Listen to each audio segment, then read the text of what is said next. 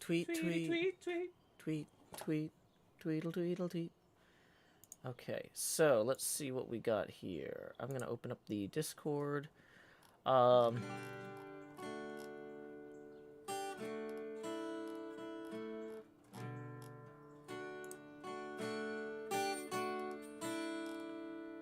Is that free falling?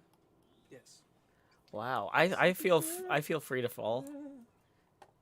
That's probably a good song too. Maybe like 720. Yeah. Okay. If we're gonna aspire. Okay. We're gonna have some aspirational goals today, folks. I was at pinball last night, and I had my most dangerous idea yet. My daughter says, "Dad, I need to go to bed early the next 2 weeks, so I can't come to pinball for the tournaments." And I'm like, "What? Why do you have to go to bed early?" And it's like, the teacher says for standardized testing, everybody needs to go to bed early. And I'm just like, boy, they sure care about those standardized tests a lot. They love them. They love them. And then I had an idea that I was smart enough not to tell my kid, because I'm like, I can tell this is a dangerous idea. And I don't know if it's a good idea or a bad idea. So the next morning, I was like, you know what? I'm still not sure if this is a good idea or a bad idea, but I'm still not going to tell my kid. I'm going to ask Twitter. And I have a former city council member who's tweeted 3 times in response to this idea that it's incredibly dangerous and it should not be suggested. And I have never had a former city council member tell me that any of my ideas were so dangerous they should not be suggested.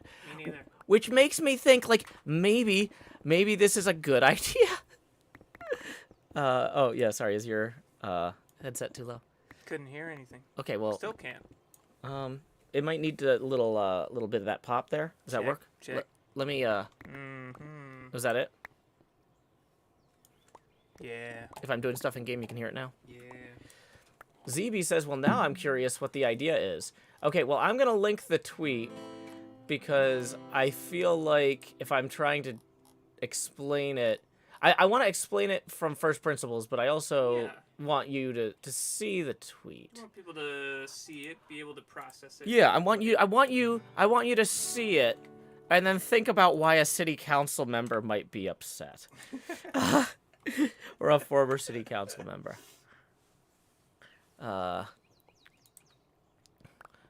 Welcome, Swiss boy. Glad you could join us. Professor Red Fox says, I express my support for you on Twitter. Thank you, Professor Red Fox. We can hear Quinn a bit better. Yeah, this is Quinn's first time with the new studio setup. We are arranged slightly differently, but I think slightly better, I'm hoping. Do you feel like you have more room to play the guitar, or is that table a problem more than we... I can also move this over more if... I don't know. Move what over more? Yourself? Yeah, I can move my whole body and this table here over. That might be helpful. If that would be helpful. I might be a little bit less in frame, but if people wanted to see my face, then I don't know, they're in the wrong place. This ain't that kind of stream. Yeah, Impulse SV joined the game. Howdy, Impulse.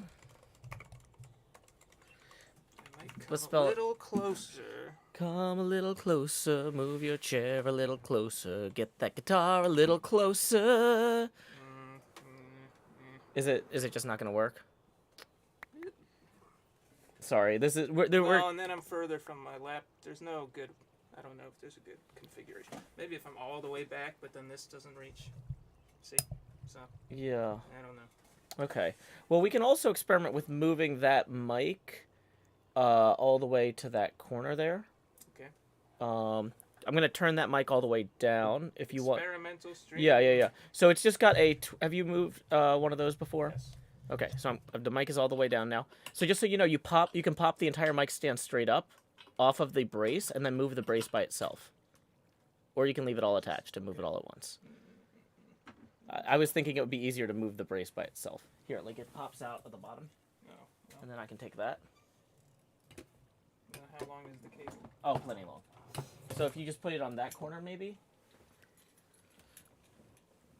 Oh yeah, we're doing it live. Okay, so we are getting set up here today. We had talked about setting some goals. Or put it directly in front of me. Oh, yeah, whatever works best for you. Have more reach. Yeah, I was thinking if it was in the corner, it would be easier for me to use during the craft streams, but you know what? This isn't about you, Joseph. This isn't. I can route around that damage on Wednesday. This is Thursday, Joseph. I'll be coming in crisper than ever. Okay, are you ready for me to turn that back up?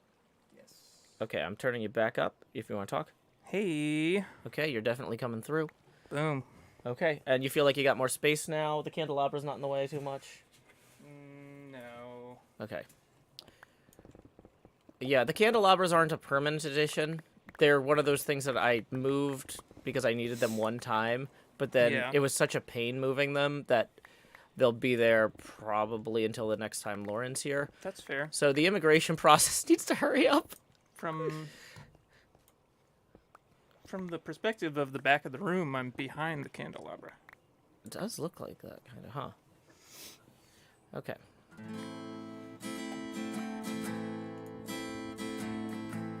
So what are we doing today, Joe? We are mining out some more of this. I am very close to having this entire bit in here. Hey, ironic bedhead. I'm going to time you out so you have a chance to read the rules. Welcome to the stream, but please don't yell in all caps. Welcome to the stream. But you gotta follow the rules or you're timed out. Rules. Oh no, it's a timeout. You can sing in all caps if you're me. You can sing if you want to. You can leave your caps behind.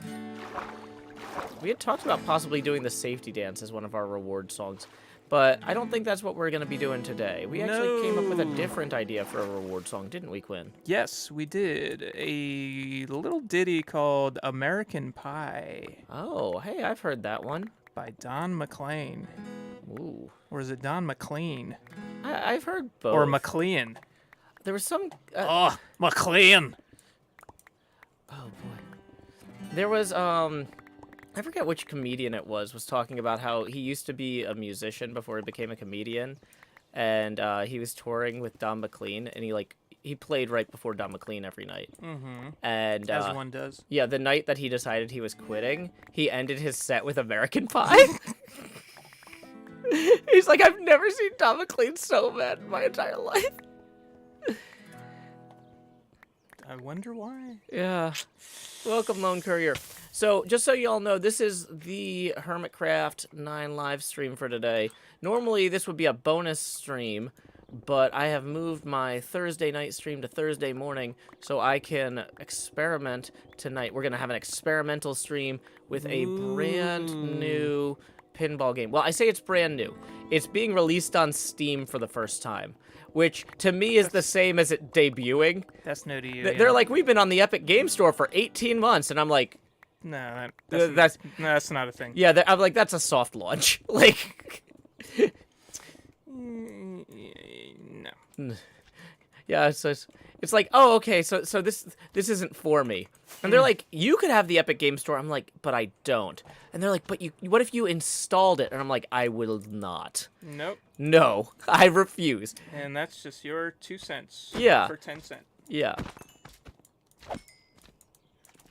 Well, and I realize it's kind of the same thing where I'm like, even with like films coming out, Yeah. like if they don't put it in the Bell Court, I'm not gonna see it. The Bell Court is Nashville's independent nonprofit theater. Right. And they're not showing the Super Mario Brothers movie. I always have a good time at the Bell Court, and I have very mixed results at chain movie theaters. Same. If you're trying to get away from chain movie theaters in Tennessee, you have to basically go out to Estill Springs to the Montana Drive-In, which is where I see most of my independent films, I guess. But when I say most of them, it's like maybe one a year. Right. Maybe and two because it's a double feature. And it's a 3-hour round trip. It's a 3-hour round trip. So it's got to be a 3-hour tour. A 3-hour tour. Hey, Pixel Palettes. Have I considered using a Minecraft texture pack that changes it so it looks like slimes or pinballs? I feel like that's not... I feel like that metaphor kind of breaks down. You don't really have pinballs just bouncing around inside the pinball machine. But yeah, so it's just like, okay, like I know if I buy a game on Steam, what I can Yes. expect in terms of customer service and, expectations, right? Right. Yeah. And if I buy the game directly from the people making it, like when I bought Minecraft directly from Mojang. I will buy independent games from independent publishers. I don't mind that. But what I do mind is when EA or Epic or somebody else is like, hey, use our game store. And I'm like, can't I just give the game developer money? And they're like, no. Can't I give Steam money? No. You know Yeah. what? Okay, here's what's going to happen is your game is either going to fail, Yes. and I'm not going to have anybody to play it with anyway, or if your game is successful enough, it'll eventually release on another platform. There are like too many game stores and like too many things to log into. Like every publisher now has their own like social media community they're trying to make. Yeah, I don't want to deal with It's too that. much. I'm like, if it's good enough, worst case, you'll eventually put out like an iPad version, and I already have the Apple App Store for other reasons. So, but I'm kind of like, I'm app stored out. I have the Apple App Store, I have Steam, I've got this stupid Adobe subscription that I get closer to canceling every year, but like for a few the problem but is I need it. some of my freelance clients like really lean on that Adobe ecosystem. Yeah. And I'm like, if I have a freelance client that needs something done fast, I don't want to be like, okay guys, well I need to reinstate my Adobe annual account. Yeah. So give me some time while I get that before I can open this. Because like the thing is, sometimes you need to open up a PSD to generate a quote, Yes. right? So it's like, I can't even tell you how much this is going to cost until I look at it in Photoshop. Right. And so it's like, Well, and But I'm trying to do less freelance stuff long term. So I'm going to get out of that Adobe ecosystem soon, hopefully. yes, because you don't use Premiere for your video editing, right? No. So No, I use Final Cut Pro for everything. Because it was a one-time $1 just $500. like Adobe used to be. Yeah. Okay. Oh, you know what I haven't linked? I linked the tweet. If everybody wants to tweet. if everybody wants to see the tweet, I actually got a former city council member telling me it was a dangerous suggestion. But I'll also go ahead. You won't like Joe when he's dangerous. Yeah. Yeah. But I mean, He is not in danger. He is the danger. I mean, I did take a class on nonviolent protest, and this seems like exactly the sort of thing that would be bad for the people in government while being basically free for the protesters. Yes. Which is what makes it's an incredibly plausible method of protest that costs nothing and scales broadly quickly. Yeah. Getting participation from a large number of students might be difficult, though. Yeah, well, and that's the thing, though, is, like, I'm not necessarily trying to do this. I'm, like, trying to figure out if the idea is plausible enough. And then the people who actually organize protests could figure out how or if to do it, right? Like, I'm not saying, like, hey... The Joneses, the Pearsons. Yeah, I'm not gonna... Well, or the David Hoggs. I'm not gonna tell David Hogg, hey, here's how to do your job, right? Sure. I'm just gonna, like... Hey, has anybody tried this? Because I've never heard of anybody trying this. But, like, now that I'm saying it out loud, I'm like, how has nobody tried this, right? It's one of those, like, it feels like it's they so make obvious. the state testing, like, such a big, important thing. Basically, the federal government dumped a bunch of potential energy into this No Child Left Behind state testing system. And yeah, and I'm kind of against standardized testing in general anyway. Yeah, I mean, I am too, except for the fact that I'm really good at them. So it's like, well, same. They don't personally offend me the way, like, the Epic Game Store personally offends me. But, yeah. Well, it's funny because I said, well, with Steam, I always know what I'm going to get. Well, you know what? Actually, with, like, the EA Game Store, I always knew what I was going to get, too. A headache. I was trying... Because when that new SimCity game came out, Good and a bunch of the Hermits were going to do this big 8-person SimCity multiplayer. Because they're like, it's the first multiplayer SimCity. And we were, like, going to do a YouTube series. And it's like, the multiplayer options were actually way less than they advertised. And the game wouldn't open. It was a nightmare. It was a nightmare. That's EA. Yeah. Joel Graves says in New York there was a thing about not doing standardized tests because we thought the tests were bad. So not doing the tests because you think the tests were bad is a logical way to protest the tests, but it's not necessarily something that's because there's kind of a what do you call it? The movie with the Beautiful Mind guy. A Beautiful Mind? Yeah, there's a oh gosh. Master and Commander? No. Gladiator. No. Oh. But no, it had the Beautiful Mind guy in it, and he's a mathematician, and he comes up with this idea for like a game theory. Game theory. That's it. It's not called game theory, is it? Yeah, game theory is the name of the theory. That's why. Oh, you're talking about the movie, though. What's the name of the movie? Beautiful Mind. Oh, okay. But I've been trying to figure out the name of game theory. So, Okay. So game theory states that, like, with the way standardized tests rewards people, Right. people aren't going to not do a standardized test just to protest standardized tests, because the best case scenario is they don't have to do the standardized tests, and if they're already good at them or whatever, who cares? Right, they'll get it over with. But if they're trying to protest, like, the legislature says they're not going to pass these gun laws, even though the governor is even asking for them after his wife's Yes. best friend was killed at a shooting. You know, students might they're less likely to defect in game theory because they're acting in favor of laws that will keep them safe. And alive. And Potentially. Yeah, it's a potential. Which is kind of a bigger thing. In game theory, people are more likely to act on things that keep them alive than things that, like, in principle, these standardized tests are unfair. Right. You know?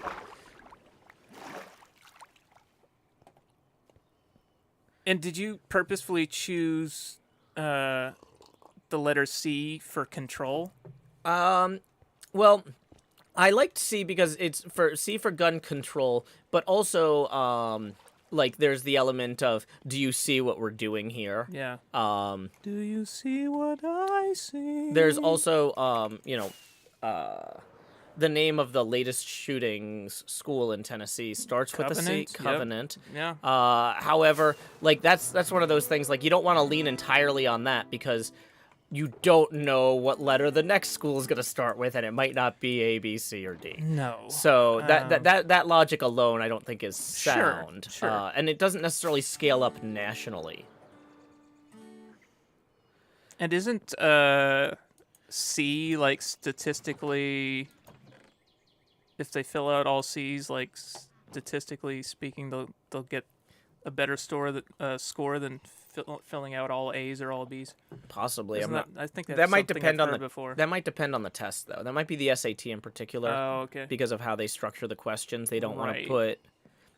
put the right answer at the very end or the very beginning, because it's more likely that people will see it and, like, Just latch onto it and, like, okay, that's it. Yeah. yeah, they want people to be uncertain. Right. They want people to have to look at multiple ones so that C for certain. yeah.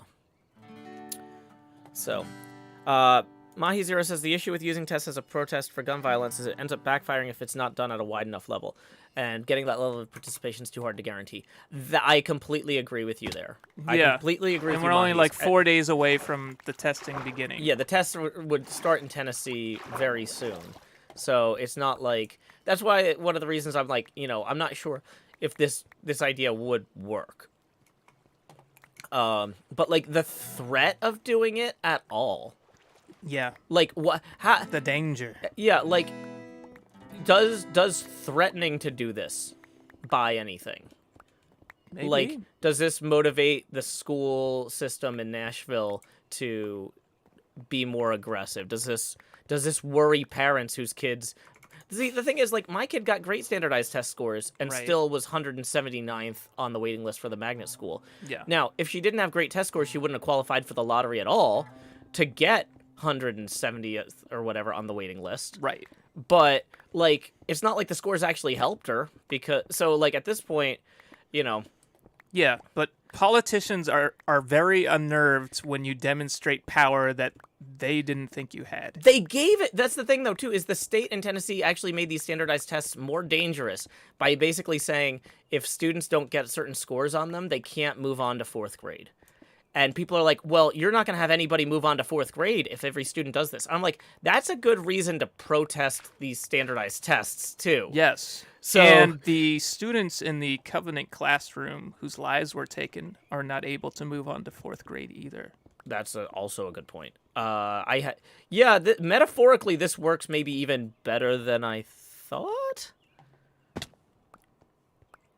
So, hey, real quick, it looks like it's Cole Opal's birthday. Is that true? Oh. Well, feliz cumpleaños a ti. Feliz cumpleaños a ti. Feliz cumpleaños a Cole Opal Atticus. Feliz cumpleaños a ti. Y muchas más.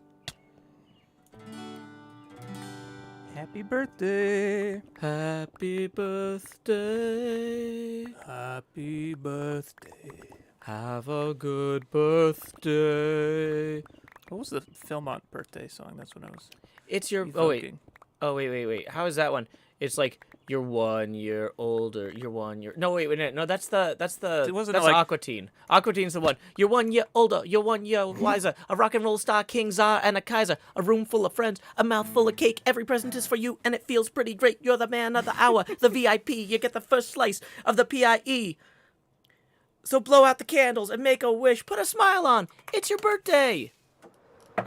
Go robot, it's your birthday. Go robot, it's your birthday. No, that's C-Lab because it was a robot they were singing it to. I know it was one of those Adult Swim shows.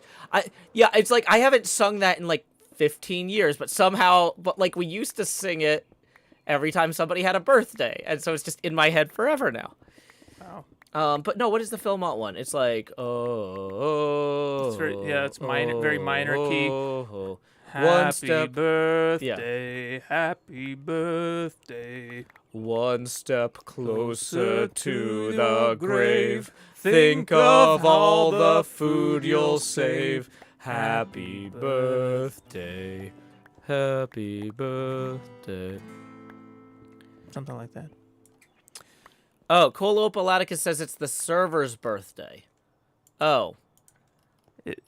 What? The HermitCraft server? I don't think this is 1 year of season 9? The HermitCraft server wasn't born.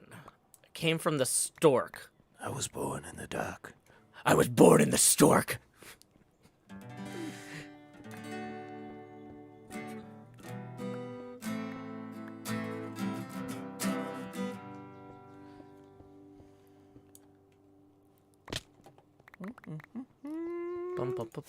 Yeah, so when we hit, what is it, 360, we'll sing American Pie. Yep. 360 degrees of rotation. Where are we at now? 0 degrees of rotation, Quinn. 0 degrees. Tips are welcome via paypal.me/showhills and YouTube Super Chat, and the camera will rotate 1 degree for each US dollar. US dollar that comes in, yeah. If you don't have US dollars, that's okay. We'll convert it. Don't worry. Yes.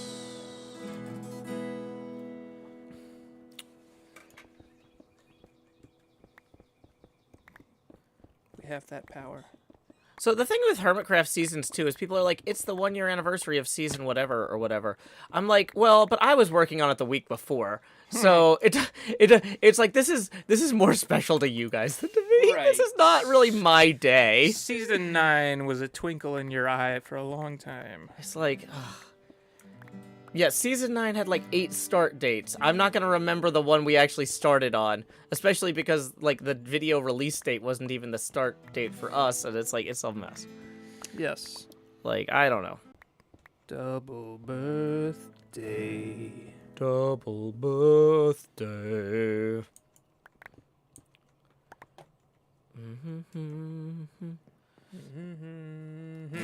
Dun, dun, dun, dun, dun, dun, dun, dun, dun.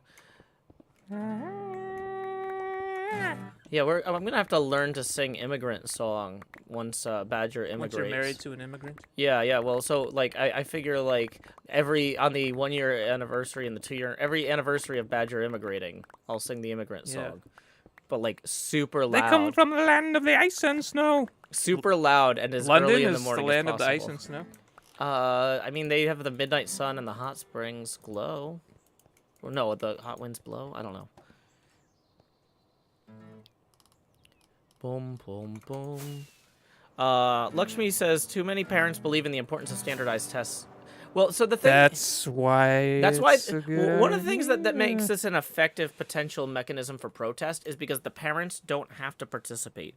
If the kids said, "Mom, can you drive me to the governor's house?" I don't know if you saw a bunch of Glendale Elementary School kids Yeah, delivered letters to the governor's mansion but they need an adult. but they can't. Kids can choose this themselves. Yeah, like a grader can't easily go to the governor's mansion, but a third grader can easily put C's on all their standardized tests. Mm-hmm. Right? So that's one of the things that makes this a potentially threatening form of protest is that like the teachers have a hard enough time getting the kids to do the tests at all. Right. That's the other thing to keep in mind. Like the kids don't even want to do the tests. So if you give them a plausibly good reason to not do them, even if the parents are like, "You'll be grounded if you do this," it's like, well, I mean, I could be dead if I don't do it. I don't know. Exactly. I mean, maybe I was just like a particular oh, you know what I've realized? So, I've heard this expression that people keep using about me, and it really bothered me, and I couldn't put my finger on why. This is unrelated, but people keep using the phrase, and I don't know if you agree with this or not, to describe me. I don't think it's right. Lay it on me. Golden retriever energy. No. Well, and I like dogs, but I don't have a dog at home. But when people say like golden retriever energy, I feel like that's just like boundless energy without thought. Exactly. And you know what I have none of? Is energy. I'm like, it's not being compared to a dog that bothers me. It's like, I feel like I'm insulted that you don't even know me. You think I have energy? Yeah, and you're like caffeine. you're very limited energy, and you probably have too much thought. You're thinking too much. Yeah. Is probably your issue. Not thinking enough. Yeah, I'm constantly overthinking things. Yeah. So, anti golden retriever energy. There you go. Yeah. But, like, I think just even the word energy being included at all, it's just, like, too much. It's like, nope, that's all. It's like, you have blank energy. No, you're wrong. This man is wearing a sundrop hat and guzzling coffee right before me. Like, Yeah. the energy comes from without, not from within. Yeah. No, I take caffeine and I convert it to work. How dare you accuse me of having energy? Vicky, somebody says, what would be the opposite of a golden retriever? Obviously, a muddy embankment. Yes, muddy embankment energy. Muddy embankment energy. MEE. Like I'm just driving down the road and I see a muddy embankment and I'm like, I could just pull over and just go roll down that hill. That's I could just lay there and look up at the stars. I'm so tired. I don't. Muddy embankment. Well, now you need to make that one of your T-shirts. Muddy embankment energy. I don't think I'm going to. That's a lot of work. Too much energy.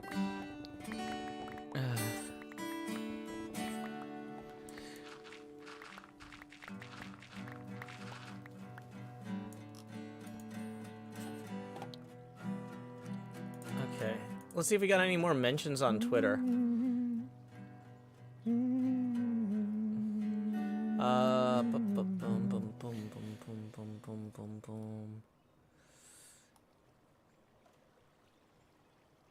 Isn't funding your biggest issue? Somebody says that gun control laws are controlled too much by SCOTUS for this to be effective. And I'm like, well, there's clearly stuff that some states have done that our state isn't doing.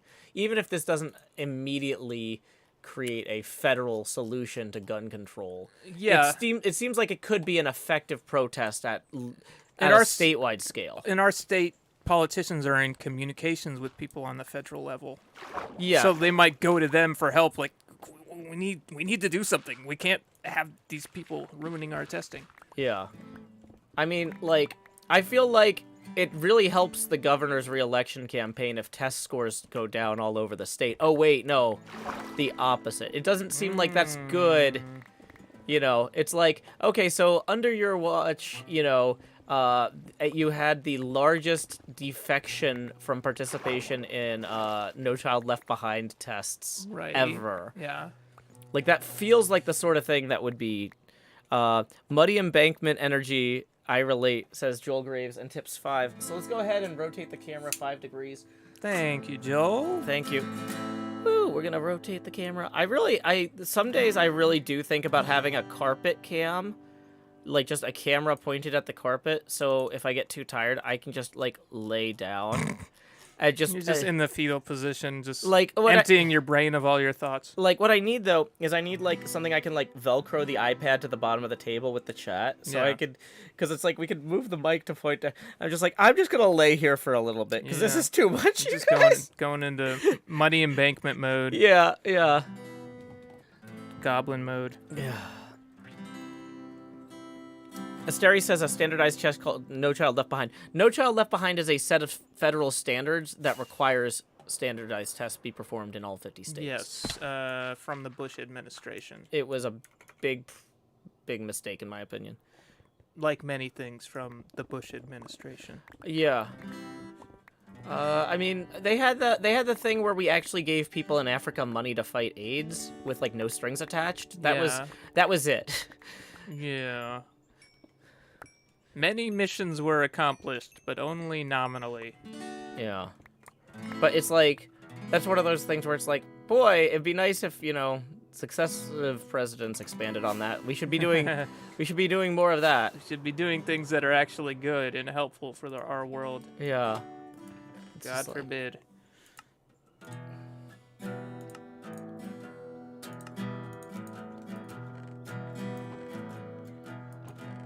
Like, you should help people whether or not they're promising to do what you need them to do. Or what you want them to do, Right.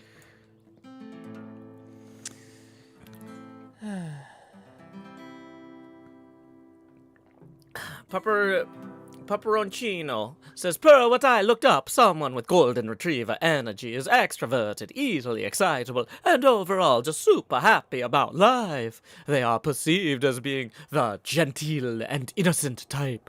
So, not just energetic. I don't know if Joe is super happy about life. Do I seem innocent to you? Gentle? Nah, this dude's abrasive.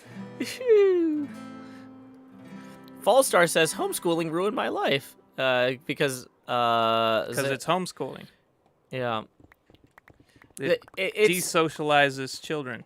I mean, like, I could see certain cases where it makes sense. Like, for example, there are certain comedians who are on the road. Like, if you're a touring musician. Sure. And your family travels with you and you homeschool your kids. Yeah, you still want to see your family. The idea there is, it's not like, oh, hey, I don't want my kid to be, in a school with people who look different. It's like, hey, because I'm touring the country, this is a way for my kid to travel the nation with me. Right. Like, there are certain cases where, like, if I was doing, like, I've thought about it. If I was successful in that way, yeah, I would consider it. I probably still wouldn't do it, but right, because you could always just be like, oh, well, I'm gonna do my summer tour, and then. But like the alternative is like, realistically, if I had opportunities like that, I would just have to say, I'm going to put these on hold for 10 years and hope they're still there when I come back. And I don't know that they would be. Mm-hmm. You know what I mean? Yep. JFW tips 5. That's going to rotate us another 5 degrees angular. Thank you, JFW. JFW. Getting that on the abacus, too. Hey, do you mind if I put the abacus over here since you're not using this table area? I don't mind at all. Fantastic. The alternative is boarding school, says Zam. Yeah, I'm not loving that idea either. I think depending on the age of the child, that's a good way for a child to feel like, oh, my parent doesn't want to see me. Yeah, I don't know. Like, I mean, I would rather, if I'm traveling all over the country, I'd rather take my kid and show her all these cool places. Like, because if I'm doing, okay, I'm doing 2 shows a week or something, right? I could be involved in homeschooling or hiring a private tutor or something at that point. But then, like, take her around. Hey, we're in Chicago. Let's go visit these different important places in Chicago. Let's go to this museum. Right. Okay, that's now we're in Philly. Yeah, like, that's an educational opportunity that other kids wouldn't necessarily have. But so I'm not saying like I would never homeschool, but like that's what it would take for me to homeschool. Yes. That's Exceptional circumstances. that's the only case where I could see myself doing it. I'm not saying it's, other people shouldn't, because if it makes sense for your family, it makes sense for your family, but I don't know. I've seen there's definitely some cases where parents are using it as a way to isolate their children, and that's where it gets disconcerting. But I don't. Yes, and some of our younger siblings were homeschooled, and that was kind of. Yeah, there was like a principled stand behind it. The Catholic school in our town was too progressive. Was that actually it? Okay. Well, yeah, so I was pulled out of Catholic school after 7th grade because the science teacher was going to teach sex ed and didn't like send out a permission slip. And was going to talk about all of the biological stuff. Oh, wow. Yeah, I don't think Mom and Dad mentioned that to me. Because they probably didn't want to deal with me. Yeah, you were in high school. I was in high school, so it's like, what are you guys doing? But you also, yeah. Yeah, we're doing middle school stuff. Okay. Okay, you were in your own world. No, anyway. I mean, yeah, I was. Like, that's the thing, though, is like, I could see why they would be like, is there any reason to have a discussion with Joe about this? No, he's not affected. Okay, yeah, we don't need one more kid to argue with. But yeah, I didn't know that. Yeah, that's why I went to public school for the first time ever in 8th grade. This is falling. Oh, I thought, gotcha. I thought it was something to do with like an argument, because Mom used to work there at one point. I thought she had some sort of argument with the principal about something else, or something. Yeah, I guess there were a couple factors, but maybe that was the camel, or the straw that broke the camel's back type of thing. I'm gonna mute that mic if you're gonna adjust the stand. well, it was totally falling off of the tables. Yeah. I'm just realizing I should probably mute it while we fix it.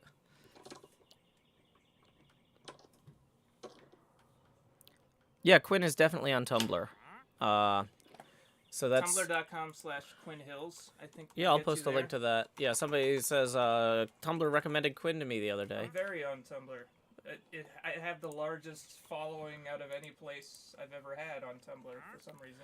Pete Jason says, "Why is the camera tilted?" We're rotating for every Is my microphone back on? No, not yet, because I didn't. It's good. Yeah, you got to tell me like, okay, I'm done adjusting it. I'm done adjusting it. Cool.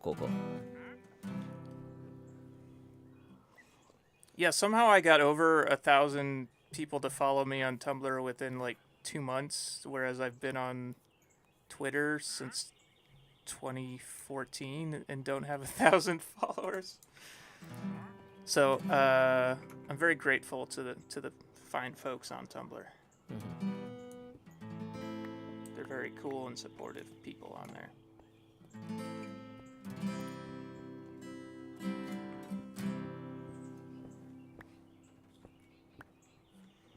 Dang it, I'm out of the beacon range again.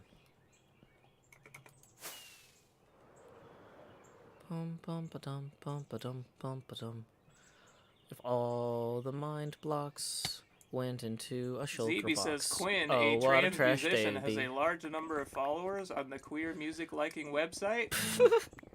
Yes, it does make sense, doesn't it? Yeah. When you put it that way. When you put it that way. Okay. Yeah, I'm clearly gonna have to move these beacons because I keep thinking I'm like in range of everything now, but I'm not. The beacon. The beacons make mining faster. Oh.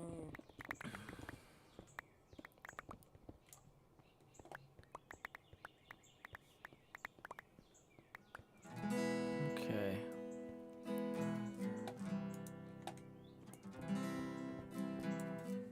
Val Krieger writes, just followed on Tumblr myself. Thank you, Val. Thank you, Val, for following Quinn Hills on Tumblr now. What a pile, Val.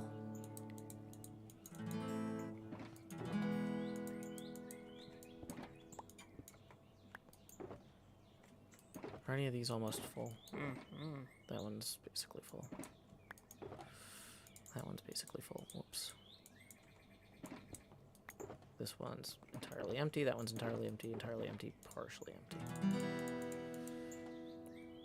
Partially empty. That's me. I am partially empty. In the lung region. Now I'm full again. I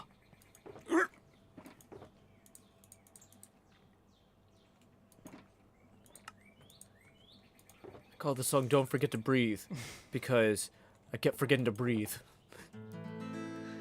I passed out twice.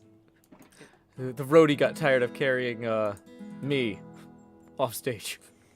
It can happen. Yeah. So anyway, here's Don't Forget to Breathe. Ah, ah, ah. Sounded a lot like the immigrant song for a little bit. Yeah, that's where I was going. I was like, what if I did the immigrant song, but like I just kept going and then I was like, I can't do this. You can't hold a note that long. Yeah.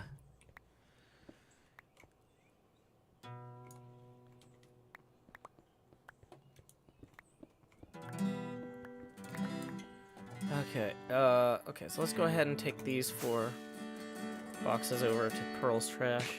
Pearl's trash. We're going to Pearl's trash.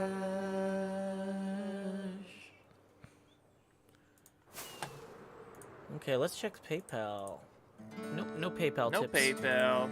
Let me real quick You want to be a pal? Let me check my alerts on a separate thing just to make sure they're not like coming in but not going there. All right. Nope, we're good.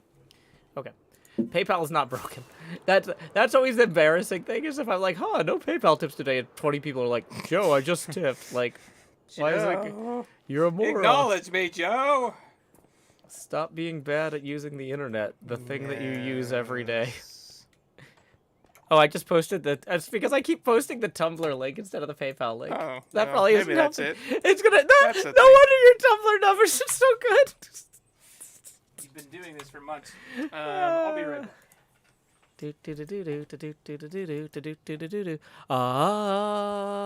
Yeah, Lakshmi 13 says the immigrant song. Yeah, by Led Zeppelin. That one. It was in the school. It was in the film School of Rock, and probably other films that rhyme with it.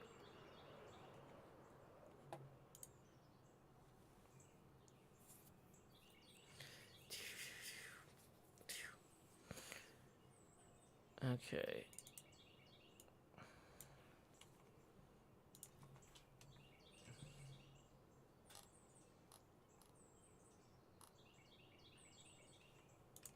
So, where are we going? We're gonna go get some lumber now. Muzzle Bob said it seemed to comfortably straddle both the immigrant song and the Get Smart theme. Oh boy. What is the Get Smart theme? I remember he would go into the phone booth and do the elevator, and there's like all the doors opening, but how does the music go? I keep thinking of the Pink Panther when I'm trying to place it, which is, because Pink Panther is the da-da, da-da, da-da, da-da, da-da, da-da, da-da. But Get Smart was more like, no, that's James Bond. That's like,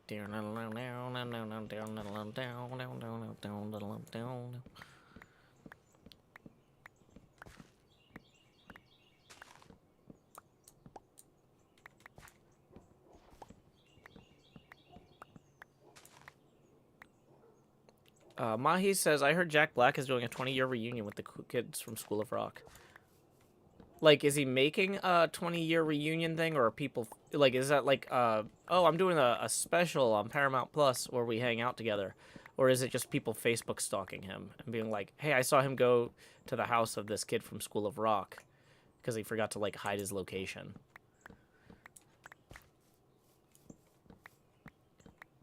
Because that's, like, a different kind of rumor.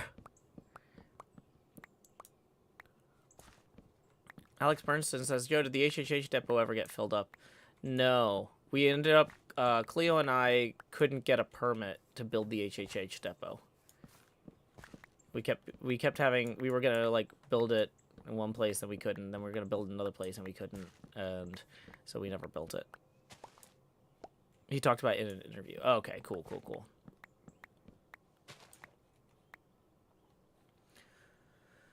Oh boy, Pinball FX3 is not Pinball FX3. Pinball FX is now available on Steam. I should probably download that before the show tonight. Man, they sent me an email and everything, but I can't. Okay. So I guess I want to hit add to library. Okay. Did it? It says play game. Did that download it on its own?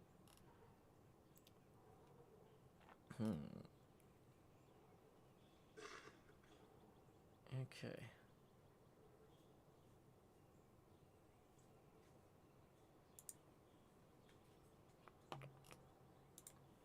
Hey, Cheeky Fox is rolling in and tipping 10, who says, for a supercalifragilisticexpialidocious creator. Thank you very much, Cheeky Fox. We're going to rotate the camera another 10 degrees now.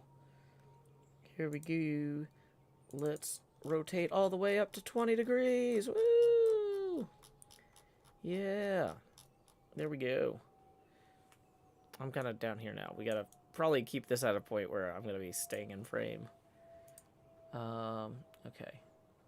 So we want to go back to the store page maybe. And then...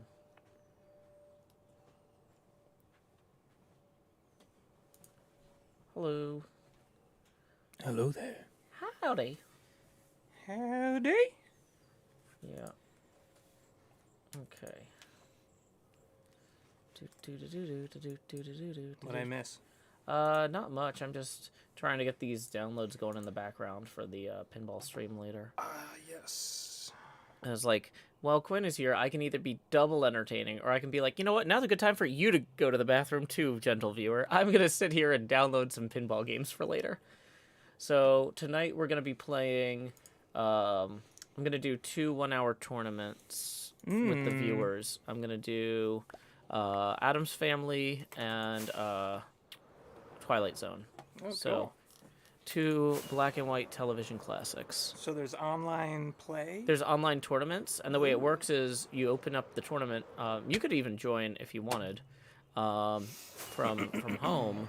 You don't have to come in for this. The way it works is I create a tournament and set a password, and then I put the password up on stream. Anybody who enters that password and has the game can play the game at home, and there's like a shared leaderboard for that 1 hour tournament event. Oh, okay. And only your best score goes in. So basically everybody would play the game for an hour and see what the best score they can get in an hour is. Or if you only wanted to play for 15 minutes, you play for 15 minutes, that sort of thing. But And do you have some kind of electronic flipper box? no, I just use my Xbox controller over here. Oh, I see. Yeah, Just use your L and R buttons. Yeah, so I've thought about building something like that, but the degree to which they're supported and the responsiveness doesn't necessarily it's not necessarily worth the effort. Yeah, be cool if someone made one that has like gyro in it for nudging and Well, all that. that's the thing is people do make that stuff, but it's not fully supported by the software. And so then there's a bunch of weird workarounds. And so basically it's one of those things like you end up But having... it sounds like people make their own and there's not like any being sold widely. No, there Or is are. there? There are, but they're like $1,200. That's a lot of dollars. Yeah, but the thing is though, it also has like 3 or 2 screens built into it. So, That's cool. So it's like it's not just a controller at that point; it's a full virtual pinball cabinet. But the new Pinball FX doesn't have virtual pinball cabinet support for tournaments yet. Oh, Because so you few said people the name have. of the thing. Yeah, well, I realize that some of the people who want to play later might need to know the name of the game, even though they're not paying me. I don't like saying the names of things that people aren't paying me to say. But oh,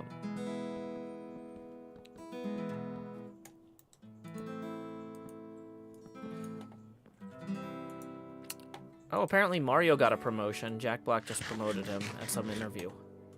Oh wow. So good for him, you know? Usually in a small business like that, it's hard to move up. Yes. Wonder if he's at the director level now. Yeah. Was he a manager before? I don't know. Maybe senior manager. That's Yeah. they don't bring you up too far if they're gonna promote you. Yeah. Just enough to keep you around.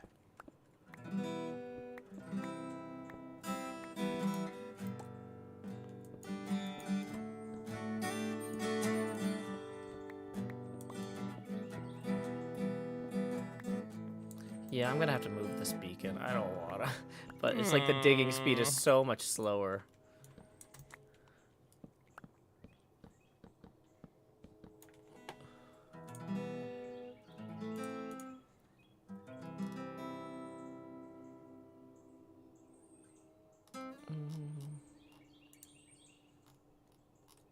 Okay, so Getting a lot of engagement on your tweet there. some, but once again, this is just me kind of feeling this out. Because, Right. like, I really don't know, like, broadly speaking. So, one thing that, a friend of mine who has 2 kids in the public school system at this point, I guess. But one of my friends pointed out that chances are only the funding element of this, where schools lose funding, will target primarily urban areas if only kids from like Nashville and Memphis participate, right, in the protest. Yeah. And I'm like, well, you know, the state's been defunding Nashville and Memphis anyway. They're trying to take our stadium control. They're trying to take our airport control. They're trying to take all sorts of stuff. They're removing the community oversight boards from the police. Basically, the state doesn't want Nashville and Memphis to have stuff anyway. But if it makes you feel better, I told her what you do is you tell the kids kids in rural counties if they want to counter protest to just put A's as all the answers for Second Amendment. And so if you have half the kids filling out all C's and half the kids filling out all A's, yes. then either way, you know. And then for the more moderate kids, they'll put D for don't care. Yeah. As their own protest. Yeah, Mahi Zero says the trick is to only ever add beacons, don't take them down. But I'm not that rich in Minecraft, Mahis. He's not Minecraft rich. Yeah. He's rich in friends. Yep. That's why I'm constantly consoled. Blessed are the poor in Minecraft. They shall be consoled. I think that's how that goes. I think so. I don't know a lot about video game consoles these days. If someone gives you a Nintendo Switch, have you been consoled? Like, for example, I realized I don't know what the current generation of Xbox is. Yeah. I'm like, I think it's the Xbox something. Their naming conventions. I don't know. I don't even know if it's horrendous. still got the, like, is it the, because at one point they had the Xbox with one X. Series X. Is it the Series X? Yes. Wow. But they also concurrently released the Series S. Oh, well, that's easy to differentiate. Yeah. Because there's a "k" sound in there. Right. But yeah, there was the Xbox One X.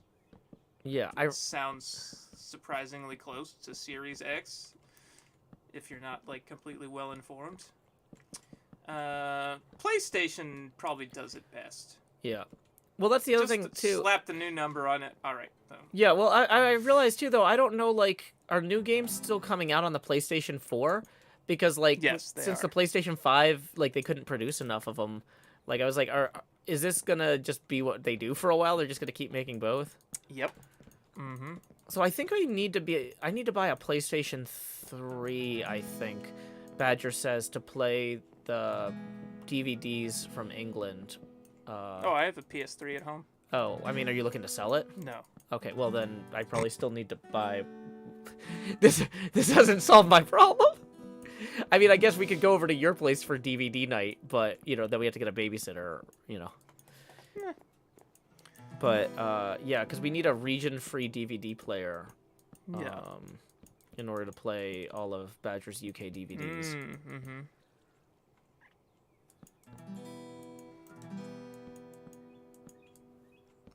Yeah, luckily, not that many people have adopted the 4K Blu-ray, but that's a region-free format. Oh, it is? I But didn't know that. but Blu-ray and DVD are region-locked, unfortunately.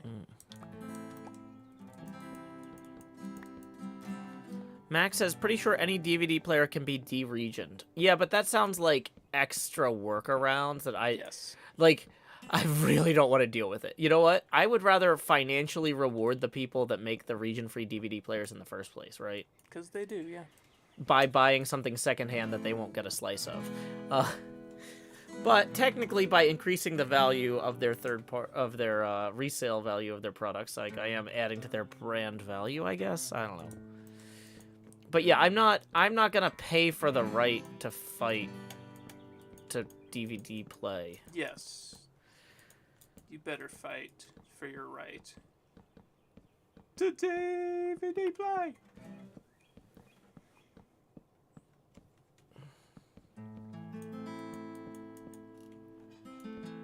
Oh wait, this needs to go all the way across here. So what's the plan for in here? What are you? This is where all the components that make the machine work go. Okay, but you haven't created any of those components yet. You're just kind of setting the stage. Yeah, like this is like this. I'm expecting to wrap this up sometime around January. So like this is not a rush job. Right. This will be like a 3-year season of HermitCraft. Maybe not 3 year, but it'll be a while. But like basically, we'll have to decide at some point if we want to restart in September or we want to restart next year. But the earliest we would possibly restart would be September. What's in September? Nothing, which is why it's a good time to restart. I wish it was last September. But like basically, we don't want to restart right before Christmas break, right? Yeah. So Makes sense. anything after September would be too close to momentum killing.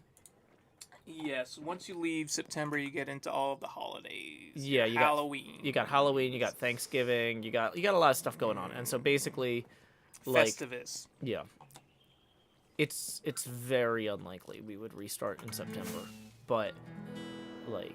And a lot of the other hermits take long breaks around the winter holidays, right? Yeah. Like, they might not be back until mid-January or February anyway. So, it would be very inconvenient to, like, restart the server right before a bunch of people go on a break. Right. And Castaboris says, server can't restart till Decked Out has his moment to shine. Yeah. That's the thing, is Tango Tech is building this giant game that's going to take months. Yeah, that's the one that you've been layering with snow. Exactly, yeah. Okay. Is that a brand name? Do I have to time that person out? I gotta Google this. This sounds like a brand name to me. Or is this just... Oh, no, it's just the German word for bakery, and Germans capitalize nouns. Okay. The person's like, I'm off to my local bakery. That's okay. That's okay. Then you're fine. Mahi Zero says, a quick search on Twitch store cousin site suggests buying a region-free DVD player is like $40. Well, I don't want to buy one off of a site that commingles its inventory.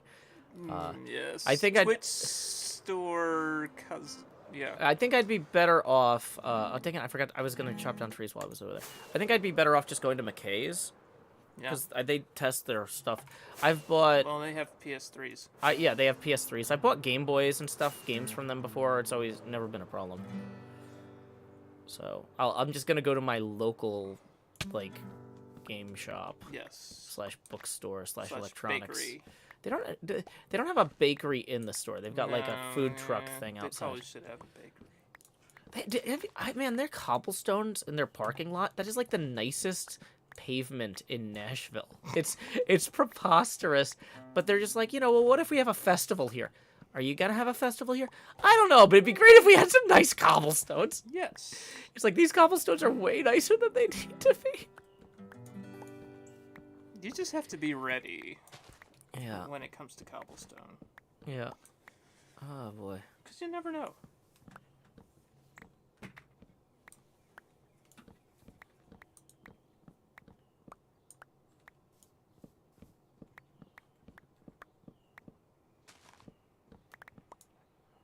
Bum bum bum. Bum bum bum.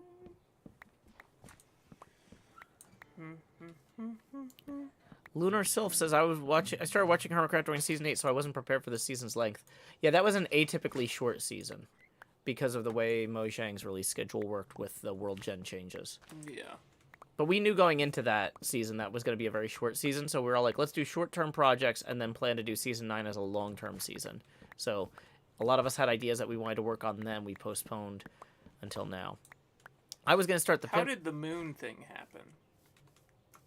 Was that just a coincidence? Or could you be more specific? Was there a way that y'all made the moon collide with the server?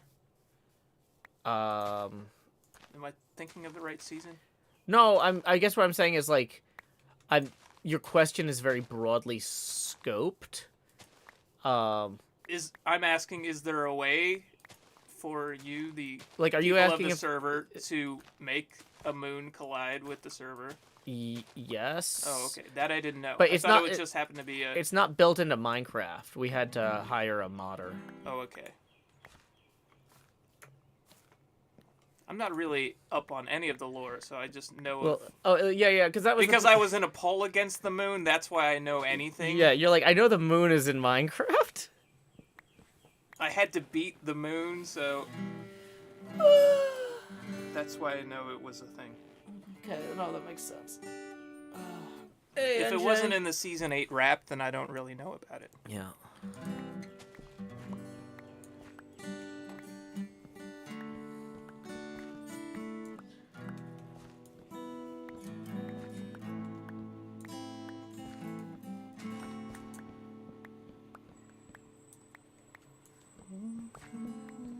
ZB says, was the moon thing a unanimous decision? I mean, I don't know who made the bracket, so whoever decided to... Like, was the bracket you were in one person? I think they were referring to the moon thing in your season. Oh, I mean, the moon comes with Minecraft by default, so, I mean, it wasn't really a thing we had to figure out. What is that? Oh. You want to close the window real quick, because it's about to get super loud here. Thank you. Do you want me to close the window? Well, I just didn't realize I'd need to stand up for this. Yeah, it's a weird angle. I don't want to stand up if I don't have to. No, I don't either. Which is why I was asking somebody else to do it, like a professional. Delegate. Look, NJ's always like, Joe, you need to delegate more. Look, NJ, I just delegated something. Ta-da! You know, but how are you going to pay me, Joe? Yeah, I was going to say, speaking of which, half of the tips we raised today are going to go to Quinn. Right now, we've got $20 of tips that have come in so far. So that's 10 to Quinn. Yeah. 50-50 split.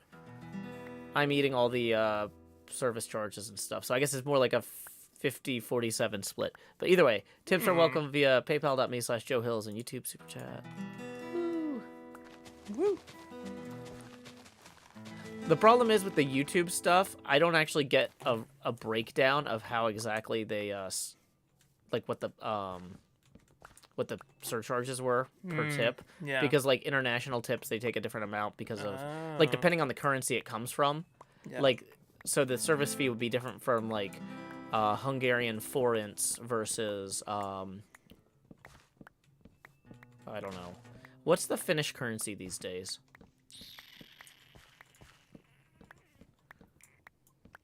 I wouldn't know. Yeah, but whatever. So the thing is that I don't actually know what the service fees are. Just at the end of the month, they're like, here's what you got. I'm like, thanks. Wow. Worse than Ticketmaster. At least they'll tell you the service. Yeah. Finland uses the euro now. Oh. How that's cool. I've heard of that. Okay. Let's see. Meanwhile, our local medical center just sent me an email asking for money. Hey, but an even better email just came in from Marguerite for alerting me. I got 25 in tips. Well, we got 25 in tips. Thank you, Marguerite. Thank you, Marguerite. Rotating the camera 25 degrees. Oh, it's at the top left. Hill Jotate. Whoa. 25 degrees. Bringing us up to an even 45 degrees angular. Thank you, Marguerite. Ooh. And 45, it's a little slanted there. that brings us, we're an eighth of the way there, are we not? Toward our, we'll sing, what was it? American Pie. American Pie by Don McLean. And Yeppe just tipped 20, so we're going to rotate us now to 65 degrees. Thank you very much, Yeppe. Thank you, Yeppe. You paid us. That was right there and I didn't see it. Oh, boy. Then we got another 20 rolling in from Trisha, who says, for Joe Hills being awesome as usual. Yay. Yay. Thank you, Trisha. Don't worry, Quinn, I'll share the wealth. Even though this was clearly directed This only was at me. just for Joe, but if you got some tips just for me, you can send those as well. You guys will split them 50-50 today. Yes, we will. Okay. So. Do do do do do do.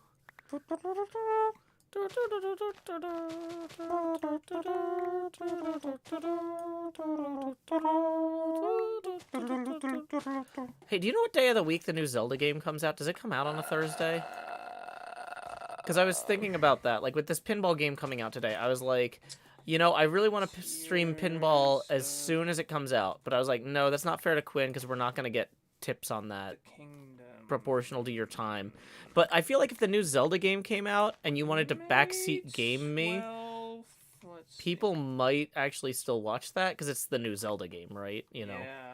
Let's see. like, Come on, calendar open. May 12th. That's a Friday. okay, nope, never mind then.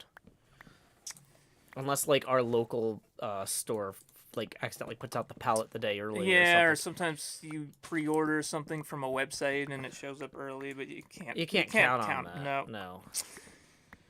Okay.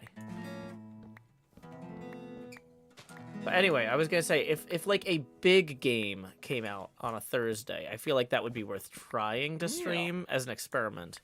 Like, I don't know what other big game launches are coming up though, because like I mean, That's the only one this year that I can think of that really matters to me. Yeah, I mean, I was excited about the idea of Octopath Traveler 2 because I'll probably play it at some point, if not this summer, then next summer while Corinne is gone and I'm lonely.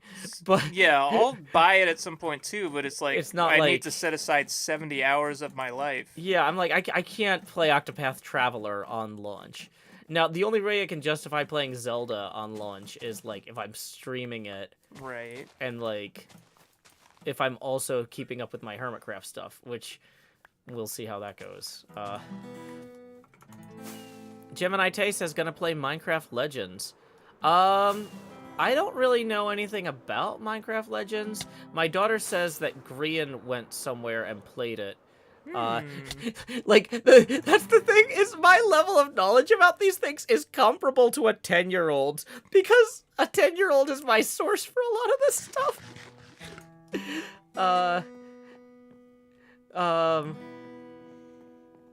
But yeah, Gem, so you know Grian has played it. I know Grian has played it because my 10-year-old told me so.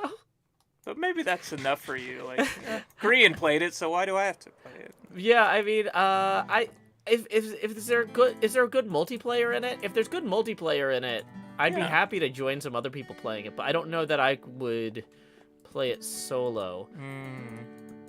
Because I never really got into Minecraft Dungeons, I think it's called. It has good PvP multi...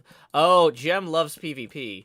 Ooh. Gemini Slay, they call her. Oh. So, yeah, Gem, okay. Gem, if you're looking for willing victims, then I guess sign me up. put me on that list. Yeah, so it takes a lot of pressure off me knowing that I would be playing against Gem, because then I can just have fun with it, right? Right. You're gonna be slayed. If I'm playing against Cleo, I'm like, this could go either way, right? Right, and then you start to get competitive. Yeah, well, and it's one of those things. It's harder to be funny when you're like super focused on winning. I'm like, I can tell It's also hard to be funny when you just are winning. Yeah. But like, if you were to play against someone who was easy to play against. Yeah, sorry, Gem. Don't worry. Gem has many qualities and doesn't lean on humor only like I do. But no, yeah. I think you've got a new message in your inbox. Oh, I do. Let's see who that's from. We got 20 rolling in from Hazel, aka Rhombus Cloud, who says this tip is in recognition of Quinn Hills being awesome as always. Thank you. This Hazel. tip's for me. Woo. Thank you, Rhombus Cloud. I'm just gonna rotate the camera to 85. Yes, or wait, no, we were at 85. That's gonna bring us up to 105. I was in an improv group in college called Tongue in Cheek, and everyone was assigned a moniker that people are still called by to this day, and my name was Rhombus. Ooh, there you go. So, Jem says, I haven't played the new Minecraft Legends. Is it Legends yet? Legends of the Hidden Yeah, Minecraft Legends yet, but I'm excited to see how it goes on launch. We'll know if it's worth playing after the 18th. Awesome. Yeah, I would definitely... I'm going to have some... Yeah, I'm definitely going to want to get involved. Zumain asks, has someone already made a Quinn banging out the tunes joke yet? Or am I early enough? I'm not sure that I get the joke. Banging out the tunes. Is it because you banged the mic once? Like, that doesn't really seem like enough of an in-joke. It seems like it's a reference to something Yeah, I don't know. I either forget or never saw. Okay, Lunar Sylph says, Minecraft Legends can be played in groups of 4. I'm Troublesome says, Neil banging out the tunes day. I don't know what that is. Is that a national holiday? April 13th? Is that like... Banging out the tunes day? Is Neil Young, like, really famous in other places? Maybe, Canada. Yeah, so maybe it's like a Neil Young thing. It's a Tumblr holiday. Oh, okay. Oh man, look at my life. I'm a lot like you were. Oh, Tumblr holidays. I didn't know there were Tumblr holidays. Apparently it's I'm today. very new to Tumblr. Yeah. Pet Rat, 16 years ago, played the toy piano. Ryan says, does groups of 4 mean 4v4? Oh, interesting. So could we have 4 groups of 4? Could we have 16 hermits playing this game at once? That would be some delightful chaos. That would be wild. I mean, even just a 4v4 with 8 players would be a lot of fun. Yeah.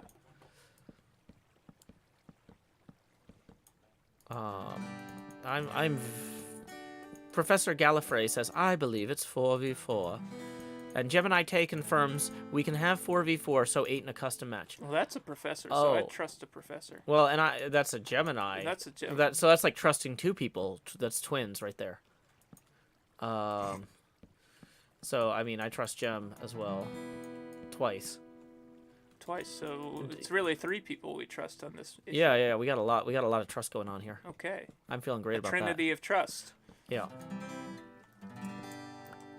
It's more like a triumvirate. I was gonna say it's like a triangle of trust, which is the most stable shape when it comes to belief.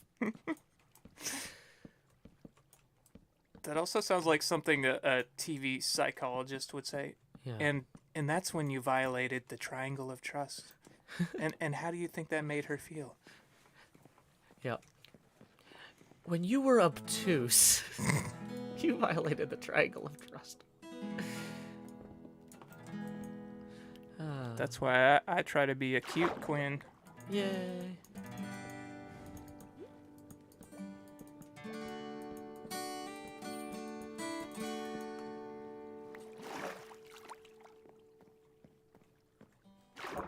Someone wrote a Stairway to Heaven Gilligan's Island mashup? Yeah. Cool. That was the other reason I was kind of being quiet when you went to the bathroom, because somebody was like, "Did you know there's You didn't have to tell them I went to the bathroom. You don't know where I when, went. when you went away and came back?" But yeah, somebody's like, "It's like a Stairway to Gilligan," and everybody's like, "Oh, I'm gonna go listen to that now," and I'm like, "Oh, good, I don't have to be entertaining. I'm gonna go jump on Steam and order these games I need to order for later." Excellent. One less thing to worry about. Yes. Lady Vaporeon says it was 4v4 in Grian's video. Okay, good to know. I'm excited to try new things. That's cool.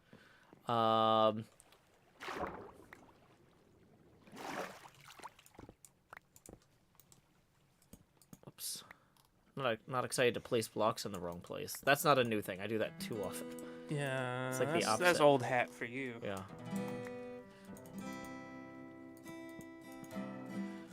I'll get some sponges later and clean up this surplus water, but...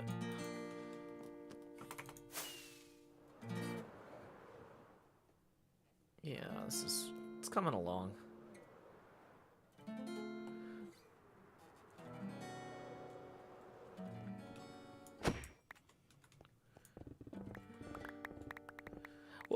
Yeah, no, I mean, I reclaimed that time, and I got some work done. I ordered the tables that I needed to order for the stream tonight. Reclaiming my time. I'm reclaiming my time.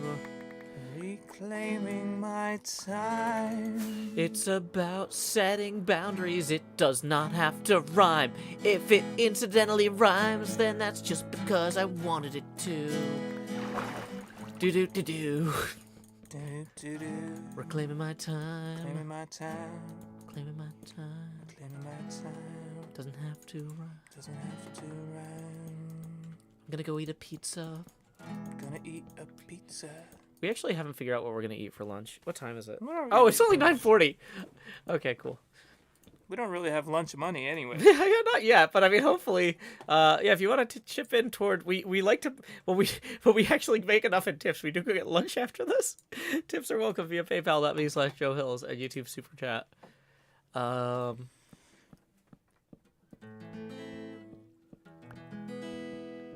Yeah, I mean, so I think Minecraft Legends is supposed to be like some sort of, is it like a real-time strategy game? This is how little I know about it. Yeah, what does the Legends part describe? Like, is it set in an ancient Minecraftian time? Or is it like, you know that Zelda Breath of the Wild, Hyrule Warriors? Is it like Hyrule Warriors, where you're like a hero on a battlefield? Like a Dynasty Warriors type thing? Yeah, is it, where you're Dynasty just Warriors? like slashing 500 enemies at once? Whirlyboard says the word Legends make it sound like a MOBA. I hope it's not a MOBA.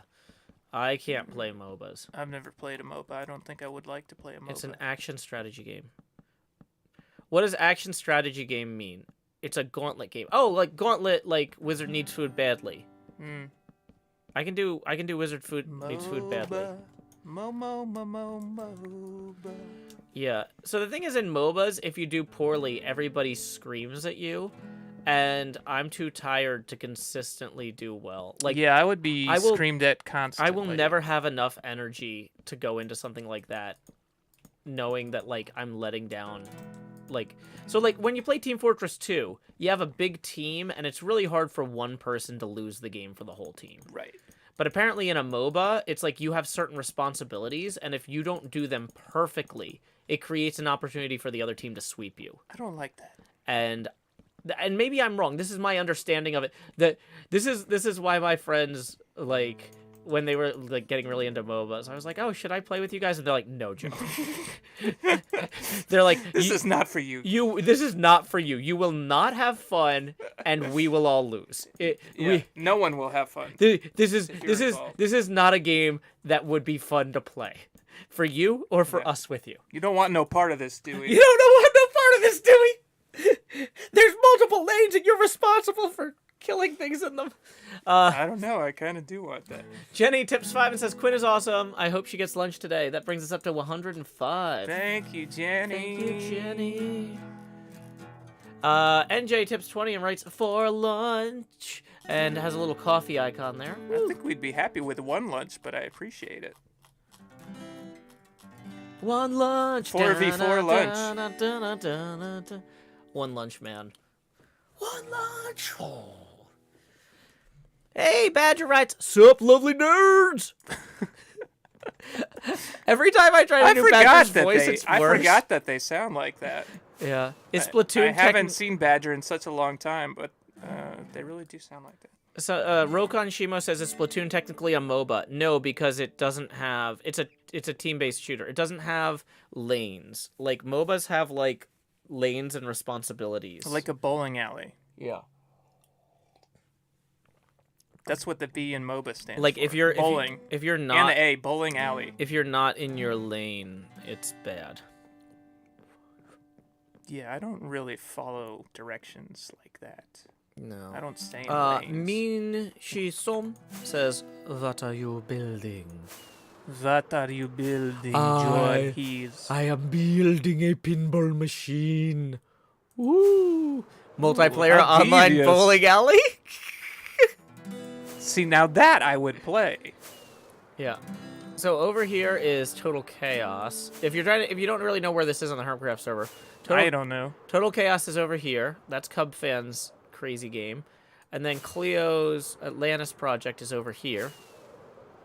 Splatoon only has one lane, so it doesn't count. So everyone's creating games this season. Yeah, I've got my pinball Is that a theme, or it just randomly happened? Well, I mean, I think a lot of us like games. Because there weren't card games in the previous 8 seasons, or... I mean, there were, like, mazes and things, right? Yeah, we've always done mini games. We built like a basketball mini game in season 1. We had all sorts of stuff. Okay. We got a tip. Y'all are gaming, yeah. Yeah, we're gamers. We're game designers. We got a tip for 20 from Drew Baca, who writes, for y'all's lunch. Thank you, Drew Baca. Nom nom nom nom nom nom nom nom nom. Nom nom nom nom nom nom nom nom nom nom nom. Nom nom nom nom nom nom nom nom nom nom nom. Nom nom nom nom nom nom nom nom nom nom. Nom nom nom nom nom nom nom.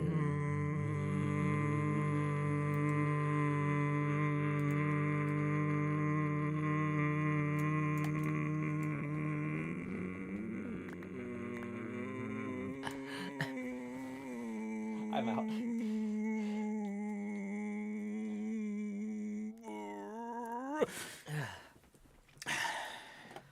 Okay.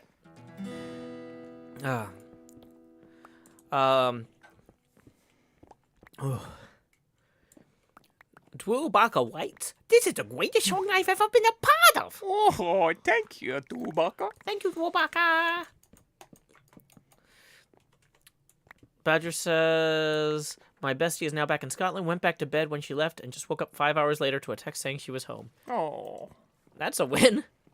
You don't want to be sitting there going, well, I hope my bestie's doing all right on the train. Is my bestie all right on the train, isn't it? Should I have gone with her? Maybe just, keep her company. She's a grown woman. You don't want to be like that. No, just sleep through it. She can be on the train by her lonesome. She's a trained woman. Untrainable. Unplaneable. Unautomable. I'm kind of unplaneable right now. I don't think I would go on a plane. I think the TSE would give me trouble until I update all of my name and, like a whole photo thing. ID and everything. Because they're very known to grope people and harass people, and I don't want to deal with that. Well, and I mean, here's the thing too: is like a lot of that stuff. You see on Twitter people being like, these bathroom bills, you're just gonna have women who aren't trans getting harassed in the bathroom or whatever. Exactly. Like, I went through the scanner when I was taking my daughter to a drop-off for flying to see her mom. Yeah. And, like, they step up to me and they're like, excuse me, ma'am, there's something in your pants. And I'm like, huh? And apparently they just had the scanner set to female. Oh. And we're just like, what are you concealing? Well, yeah. And it's like... But all of this is also why I consciously don't use the term TERF, because the F stands for feminist, and those people are not feminists at all. Yeah. No, just call them transphobes. Badger writes, when my friend travels, as soon as she starts, her headphones go on, and there's no talking to her unless you're bringing her food or drink. They're farts. Rokon Shimu says, this pinball machine is a kaiju. Don't try this at home. Kaijo?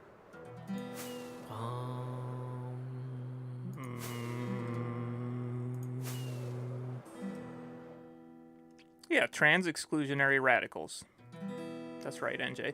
But they're not even really radical. Radical! Because they're just upholding the status quo. Status quo!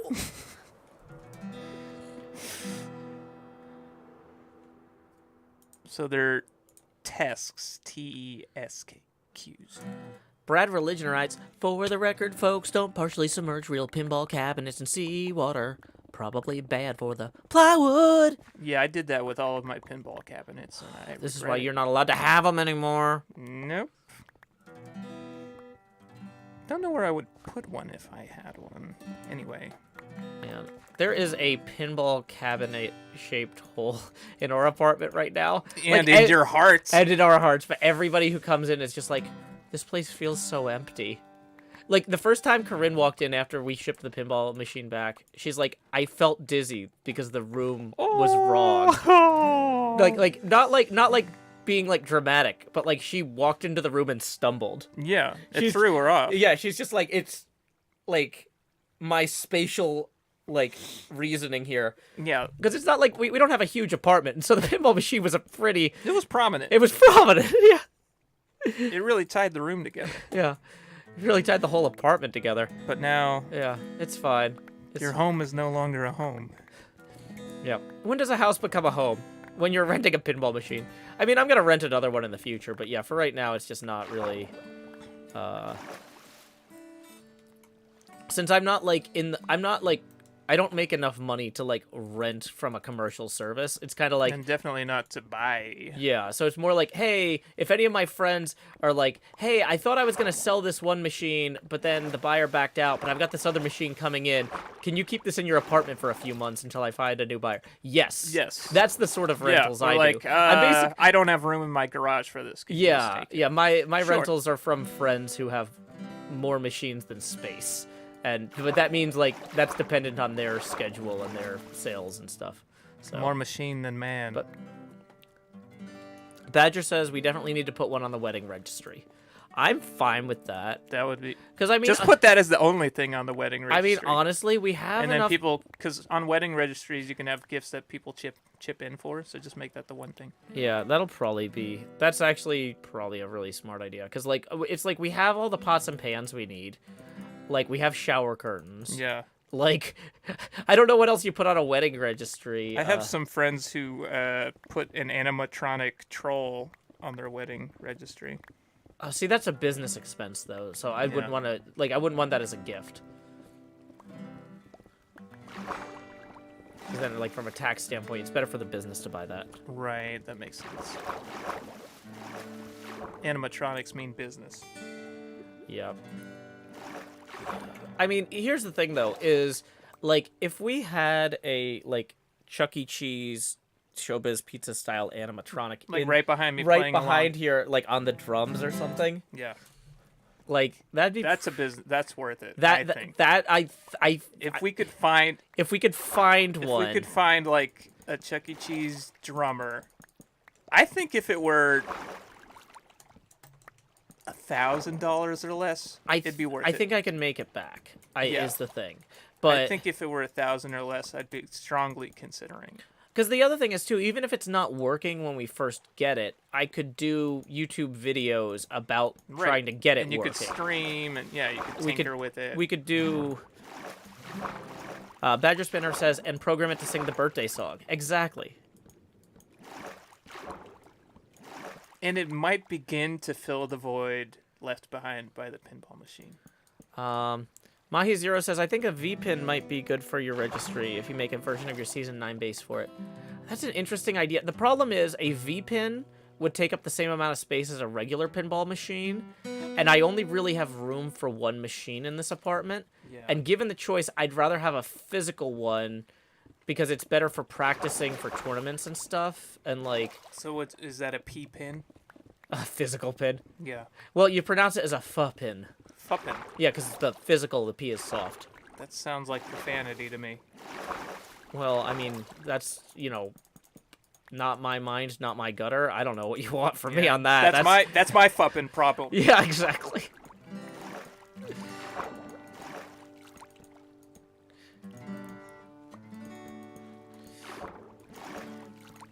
Sorry, kids.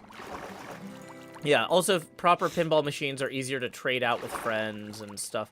Like, V-pins have if I had room for a big collection, I would be happy to have a V-pin in the collection. Yeah. But if I have to only pick one, I would rather save toward a physical pin than get a V-pin at this stage. Right. Because, like, my computer setup with the tall monitor is close enough. It's good enough. Yeah. Yeah, the P3 is kind of a hybrid of a V-pin and a physical pin. And, like, I'd be interested in it, but, like, I don't know. It's just... The big thing with the P3 is it still has a physical ball and physical flippers, but, like, the playfield, instead of being plywood, is a screen. Mm-hmm.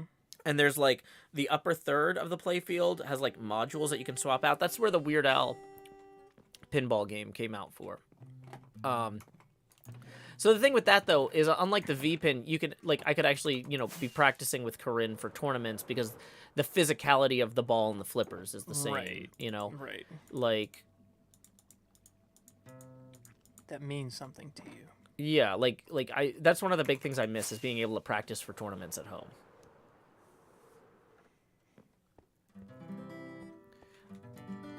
Badger says the P3 needs more development. So here's my Wait for the P4. My thoughts on that are, even if we ordered one today, it would arrive in like 3 years. The waitlist for the P3 is so long at this point. So I'm not going to worry about whether or not it needs more development now, because I'm not about to get on a 3-year waitlist either way. I'm going to assume that by the time that I actually could afford one and they're caught up on their waitlist, that a lot of the... I would like to assume that any of those concerns would have been addressed by then. Right. But, that it's one of those, like, I'll worry about it when I'll burn that bridge when I come to it type of thing. It's a virtual pinball machine with real balls, basically, yeah.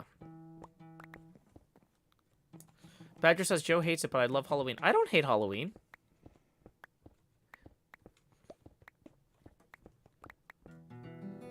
Did I say I hated it? I don't think I did. It's not like... Or is Badger saying Joe hates the P3? No, Badger's saying Joe hates Halloween. Well, the thing is, the Halloween game was right next to, like, a bunch... Halloween game, I see. Yeah, the Halloween game was right next to a bunch of other games I wanted to play. There were a bunch of new games all in one place, and I was, like, more excited about the other one. I thought you were talking about the entire holiday. No, not the holiday, but or just... even the John Carpenter film. There's a Halloween but that's pinball game. Is it based on the John Carpenter film? No, I would be happy to have a Halloween pin. I know Don't Panic Flip didn't like it. Maybe you heard us talking. Ooh, Monster Bash. Yeah. I mean, here's the thing though, is You did the bash. I mean, Halloween does have a relatively low resale value because a lot of people don't like it. But in my opinion, that's a pro because that makes it more affordable for me. Yeah. I would definitely be happier having a Halloween than nothing. Than nothing at all. It wouldn't be my first choice, but it would not be it would not be a complaint if we found one cheap. Yeah, it has some weird stuff to it. It's not, like I said, it's not my favorite. And, like, when it was in an arcade or at a show directly next to a bunch of other things that I'd been, like, looking forward to playing. Yeah, you'd rather play them. Yeah, because I had already... The other thing is, too, I think when we saw it, I think I had already played it a few times at a different show or something. Mm-hmm. Or there was something where it wasn't, like, I was just like, oh, I gotta play these other things. Right. I don't remember exactly what the situation was, but it was something along those lines. It wasn't anything bad about Halloween. It was just like, if I go to a board gaming convention and there's like, oh, they've got chess here. I'm not like, ooh, like, it's not that chess is terrible or anything. It's just like, you know. You can play that anywhere. Yeah, like, oh, you know, I want to try this new Clank game, you know. Getting close to sponge time. Yep. Sponge time. Welcome, hey there, Delilah.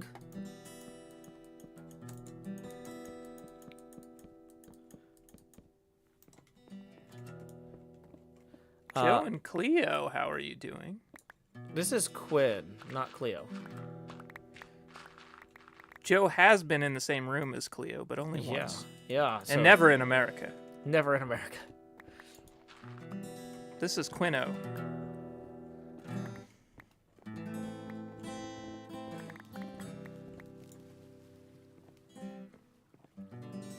Ghostbusters and Monster Mash. Ooh, Yeah, I Monster really Mash. like Monster Bash. I would be happy with Ghostbusters too. Ghostbusters has the on the premium has some weird stuff with like magnetic switches or not switches. Oh, what is it? The magnetic not kickbacks. Oh, I'm blanking. You know the things in the triangle above the flippers? I don't know a lot of the terminology, so okay, I'm not going to be able to help so you. you know how it goes like out lane, in lane, and then there's like a triangle thing that's got like a kickback when the ball hits it. Oh, I'm blanking on the name for it. I'm blanking on the name for it, but this is not me trying to get engagement. This is why I was saying like no energy, turning caffeine into action. Joe energy is no energy. But the anyway, those in the premium Ghostbusters, people hate them in tournament because instead of them being a physical kickback when the ball hits the rubber there, it's a magnet, and it's supposed to be like spooky, and it is like it's a cool effect, but it's for people in tournaments who are like, you know, this thing is too erratic. You know, I think we've got a tip from Evanetta. Oh. Evanetta writes, just booked a holiday for Scotland. Here is some money. Woo. Well, thank you, Evanetta. Let's see what 30 new Israeli shekels is in U.S. abacus speeds today. Yeah, that looks like that's 8, so we're going to go ahead and rotate the camera to 158 degrees. Woo! Congrats on your holiday. Enjoy Scotland. I wish I could go. Same. I don't know the last time I had a holiday. I actually do. I went to England. Yay! Badger Spanner says, in Attack from Mars, the dancing Martian motors would send me mental if they were in my house. Oh, that's one of the Pinball 2000s as well, right? That's the Attack from Mars sequel. I see. Is the Pinball 2000. There's the Phantom Menace and then the sequel to Attack from Mars. Attack from Mars 2. 429 says, I just came back from Scotland. Love it there. Awesome. So much water. Yeah, we're going to come back with sponges at some point, but, like, we're just getting this cleaned up in general. In the short term, while there's water, stuff isn't spawning there, so it's not, like, a huge... It's fair. It's like, it's fine. I'm not worried about it. Boy. I really thought that I felt, like, relatively awake this morning. Mm-hmm. I went to bed relatively early, like midnight. I keep waking up before my alarm. It perturbs me. Yeah, so I had to wake up an hour early, or an hour and a half early, the last 2 days. Yeah. To record something with Pearl and Cleo, and so then I woke up at 6 a.m. this morning too. And I was just like, I guess I'm just up now. But, okay, I'm up. Yeah.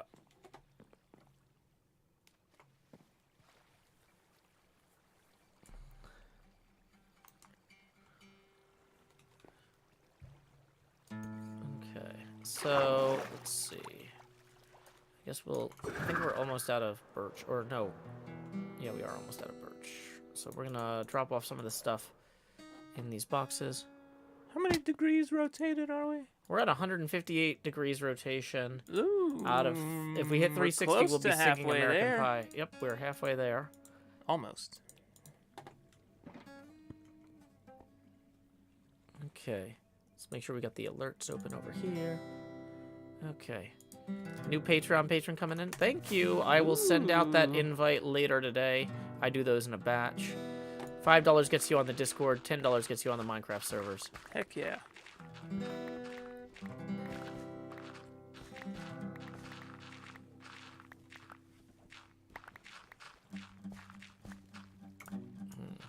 I'm realizing maybe getting rid of this is not the best plan. But whatever, it's fine. Okay.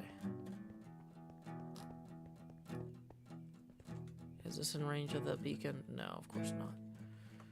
Where is this?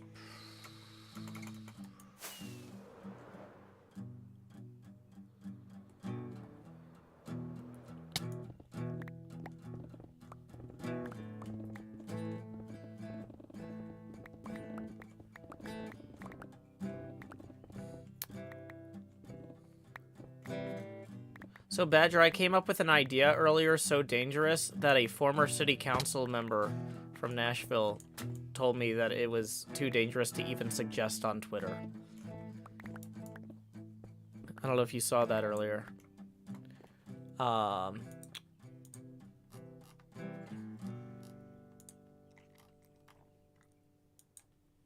yeah, I'll post a link to this tweet if anybody's curious. Badger says, is this the sleeping thing?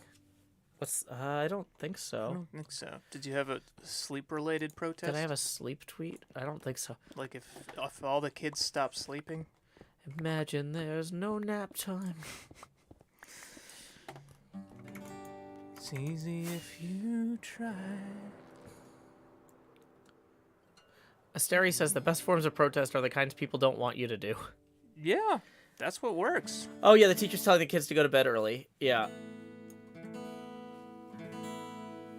And go to bed early so you can test well. Yeah.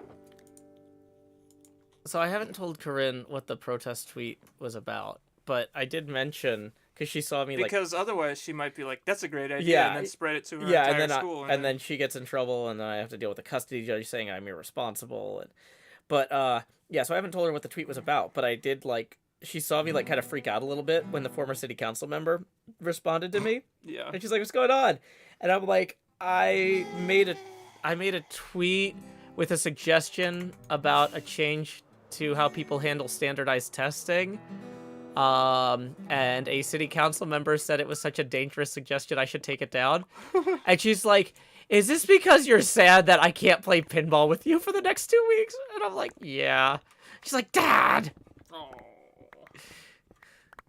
She's embarrassed I want to hang out with her. It's like, well, you're my daughter. Well, you won't have to go to bed early if you're filling out the test with C's. Yeah.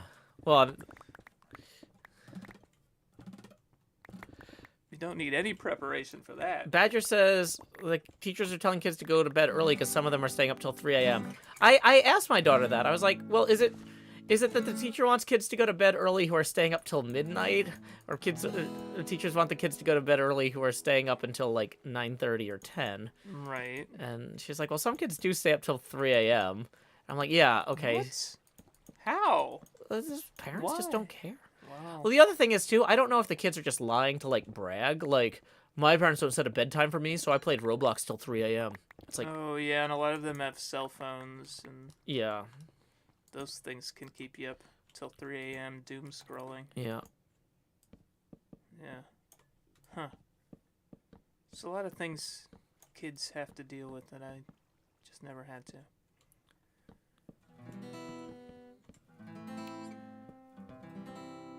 Gemini Tay. Howdy, Jim. Howdy, Jim. Welcome back to the server. Welcome back, Jim. Welcome back to the life of a hermit. Ain't it special? People are asking me to define how I mean dangerous here.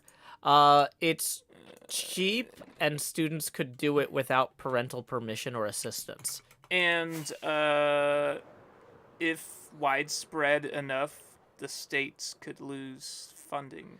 It would be an actual embarrassment for the governor and for the federal government too, because it would basically prove that No Child Left Behind was not effective, which is kind of something that needs to be proven. Basically, it would be incredibly disruptive.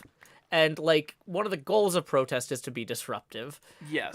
It would be so potentially shockingly effective that even floating the idea is dangerous, is what I'm being told.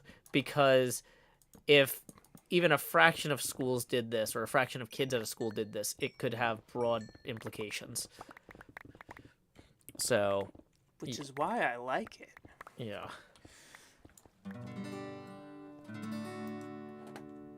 Yeah, when I was a kid, I was always staying up late reading with a flashlight, too. And so that's kind of one of the reasons I was like, okay, daughter, I'll let you have a later bedtime on school nights, but no screens after 8 o'clock still. Right. So basically, her screen time ends at the same time it did before.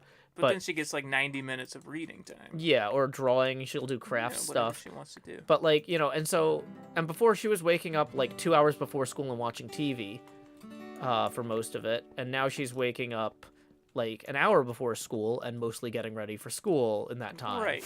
And so it's like, so I turned like an hour of morning TV time into extra reading and art and crafts and time at yeah, I night. think that's great. So I think that was an effective change. Okay, let's swap out this as well.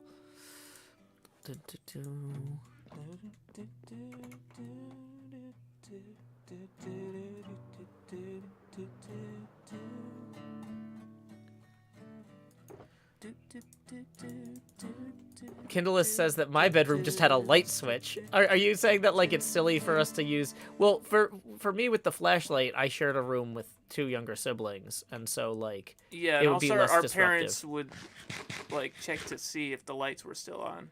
Yeah. And if they were, they'd say, "Go to bed." You can see that under the door. Whereas to tell if there's a flashlight on is you have to turn off the hallway lights at that point. That's like a whole thing. So we had consequences to think about. Consequences. Consequences? That would be an amazing band for you. Consequential. Social consequences. Truth and consequences. Oh, yeah, toxic. This is the tweet that we're talking about. This is the tweet that we are talking about. Talking about. This is the tweet.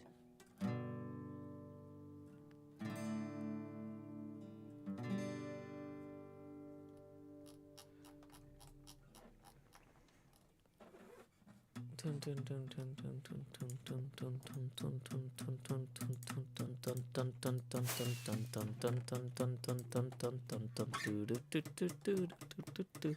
don't know what I'm doing. Badger's Manor says, I had incredibly lax parents. As long as I didn't get up and bother them, they were happy. Yeah. I mean, I remember it was for a while, like, Corinne didn't sleep through the night for the first, like, 9 months of her life. So it's just like, I think that's a lot of infants, though. At least for the first few months. But it's really hard when it's your infant, though. Like, not having it uninterrupted sleep for 9 months in a row. Sure. Is really bad for it's not good. So yeah, I'm if she goes to her room and reads quietly, I'm not gonna complain if she's up a few minutes later. But if she's like, if I told her, hey, I gotta go set up for my stream, make sure you turn off your computer at 8 and go to your room. If it's 8:10 and she's still at the computer, I'm gonna hassle her a little bit for that. Yeah. Because it's like, hey, you're supposed to be being responsible for getting to, like, if you want to have a later bedtime, part of that responsibility is paying attention to the clock. Yeah, and she strikes me as a kid who knows when she's tired, and she probably would see the correlation of, like, oh, well, I stayed up till 11 p.m. even though I wasn't supposed to, and that's why I'm so tired, so maybe I won't do that again. Yeah. She seems like a reasonable child. No, she's not a troublesome child in any way. Quintessential. Yeah, you could spell quintessential with 2 N's. Well, essential already has. Essential has 2 S's. Quintessential has 2 N's. You could spell quintessential with 3 N's. Yeah. Get N. Or get out.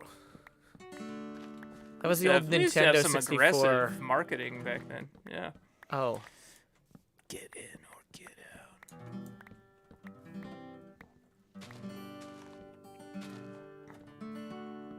I do miss how half of the games had the number 64 affixed to the end of it. Yeah, it's like, And well, they haven't done that since, It's not like Legend of Zelda Switch, Well, you know what? And I mean, like, they don't do like, Mario Kart Switch. yeah, and the Xbox games don't have like something something Series X. No, they don't. Yeah. I think Persona 5 does come out for the PlayStation 5. Does that count? It came out on the PS3 first. Oh, really? Yeah. But then the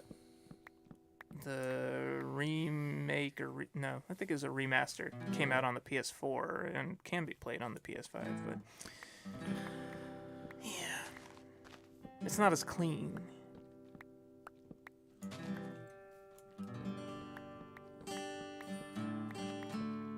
Or like with the Super Nintendo, they would prefix super to the title of games. Oh yeah. That was fun as well. I miss fun. That's what I'm saying. Well, isn't there a game called like 1-2 Switch or something for the Switch? Yeah, but it's the only one. Yeah. 2. Switch. They did make Super Mario 3D Land for the 3DS.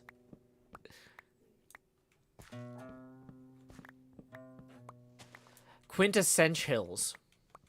There we go. There we go. Thank you, Nope Queen. Brought it back around. Quintessentials. So I was gonna make Sophia my middle name, but maybe I'll make my middle name Tessench. There you go.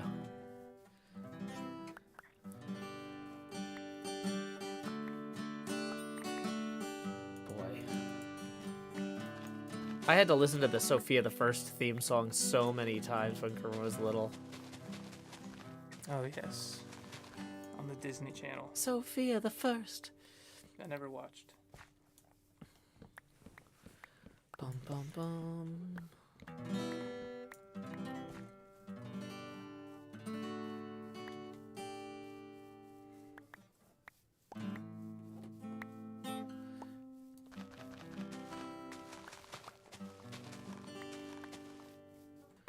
Yeah, like there was something too where like the royal vizier was constantly trying to steal her amulet that let her talk to animals or something. And I'm just like, you know, even if your dad's coworker is also his friend, if he's I'm picking up on some Jafar vibes. yeah, but it's kind of right? one of those things like you know, it's one of those things like I don't know, maybe you should tell an adult like if your dad's friend is being this weird. Like are there no checks and balances in your kingdom? Is there no like, accountability? I don't know. It was just yeah.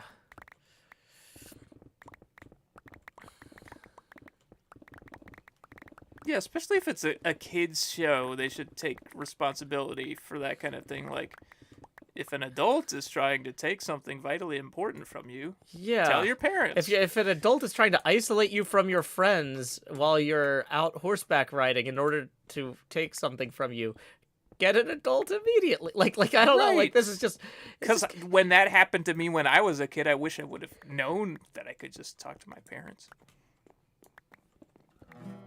I was isolated on horseback a lot. Yeah, I was gonna say I'm not sure how much you're joking here, so I'm like, is this a metaphor? I don't really, because like we already determined that like apparently a lot of things happened that I wasn't paying attention to, or my parents didn't loop me in on, because they're like, Joel will just be obnoxious about this. Don't tell him. No.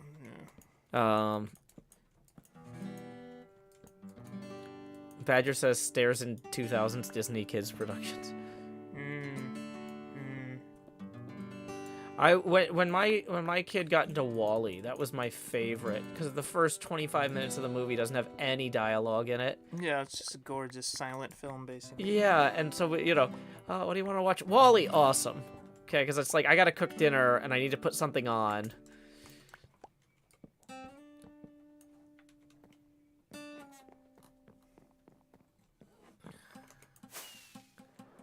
Okay, so. See, we're at 10:22. 10:22.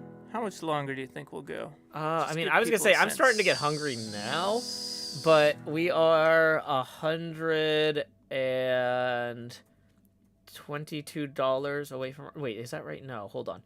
What's 360 minus 158? Is that?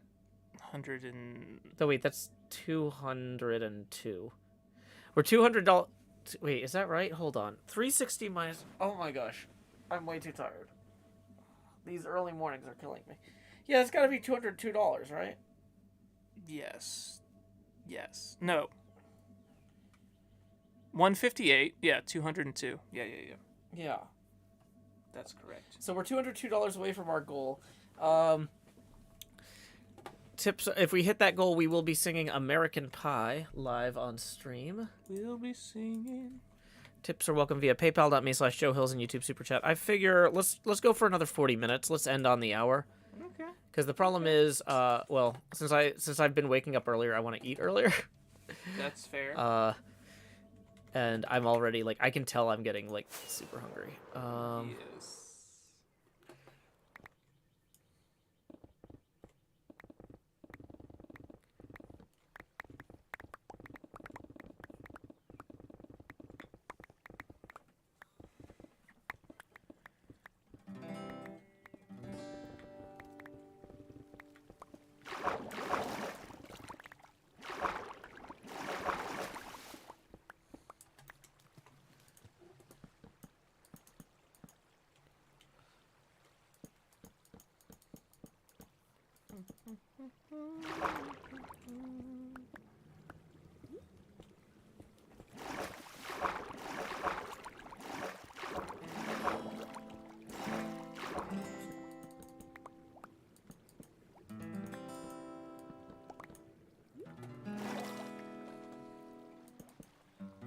Welcome, Annabellekins. Glad you could join us.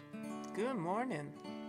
Golden Lag says, on a side note, it was pretty impressive what people managed to do with the N64 hardware. Yeah, I really, I never owned an N64, but Me neither. a lot of it was very popular with my friends and relatives, and so I got to play it when I visited other people, and it was always like, so cool. Very cool. Like 1080 snowboarding. I remember being like, whoa. What brave new future of gaming is this? Wave race. We played a lot of Mario Kart 64 with our cousins. Yeah, we did. Yep. Yeah, I have not gotten down to Houston to see them. Me neither.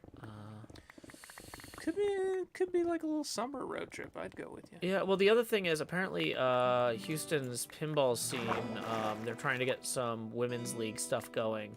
So I could maybe try and take Corinne down to one of those tournaments if it's on a weekend. True.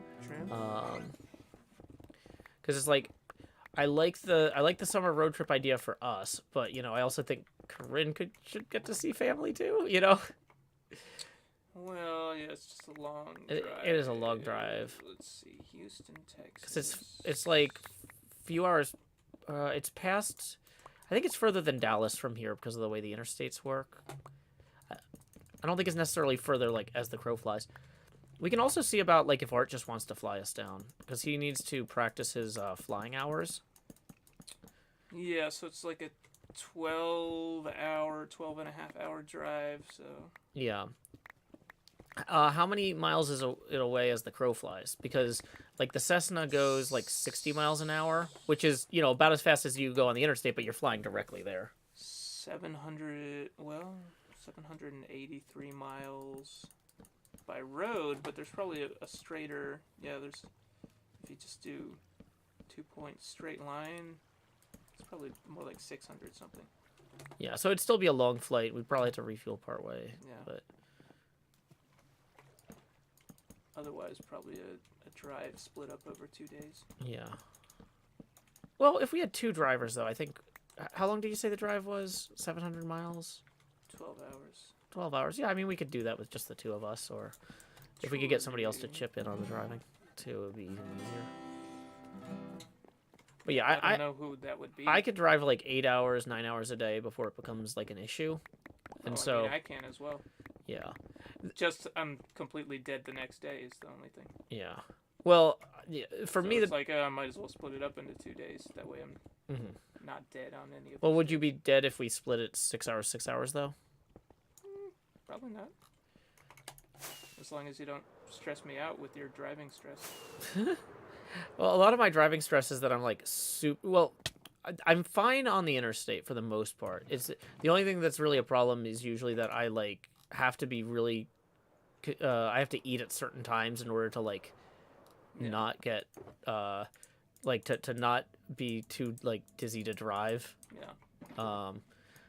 But like we had some problems on the 10-day road trip because it's like we needed to stop places that had gluten-free options, but they didn't. There weren't a lot of those that lined up. No, and so it is possible that the vegetarian concern, like I'm not sure how many vegetarian options there are along the way, or Oh, I always eat at Taco Bell or Burger King or like sandwich sheet place, Jersey Mike's, Yeah. Subway.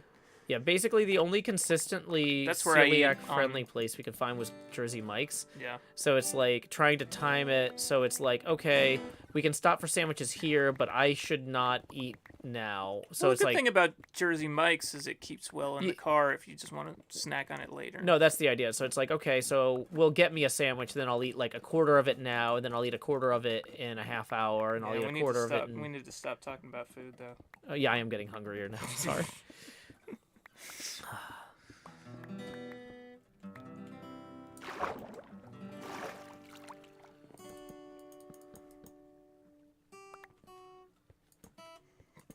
I'm thinking about taking the train up to Wisconsin. Is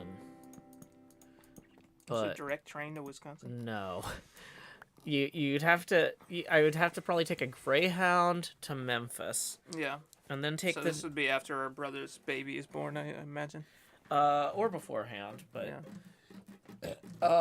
I'd have to take the Greyhound to Memphis, then take the New Orleans Chicago line north to Chicago, then take a then change trains to go to Milwaukee, and then take a 3-hour bus to Green Bay from there. Cool. So yeah, It's elaborate. it is. But I'm also just like I don't want to drive to Green Bay by myself, and That's fair. there's not direct flights between Nashville and Green Bay.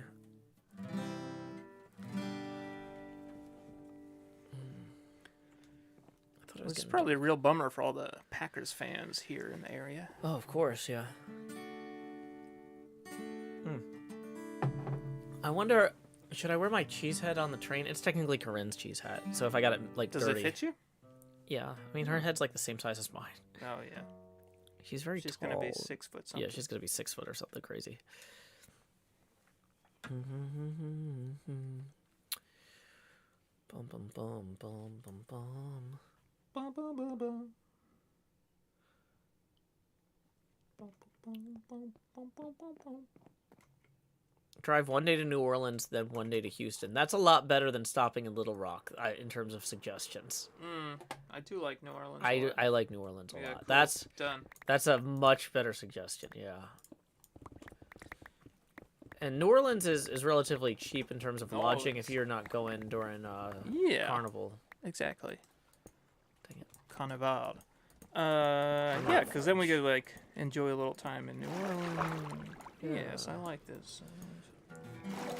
Well, we could even also just see if our cousins just want to hang out in New Orleans with us. True, it's like that's the halfway point. Do you want? Yeah, hey, we were thinking about going to New Orleans, halfway between where both of us. Because, like, I've asked them about, like, visiting... Well, 2 of our cousins live in Houston, right?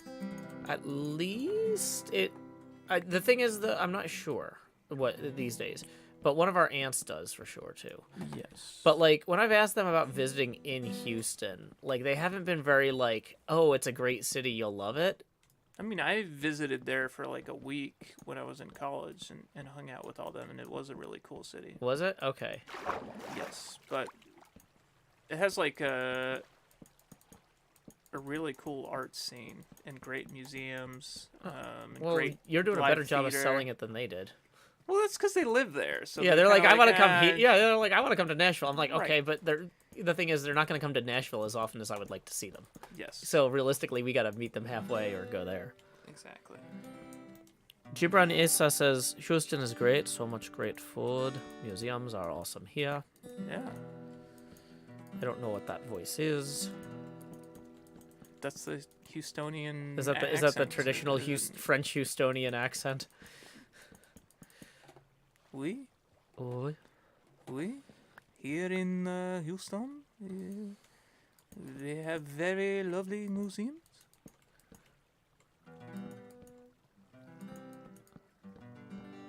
Anna Belkin says, I didn't realize Quinn was here. Also, hi, Quinn. Good morning.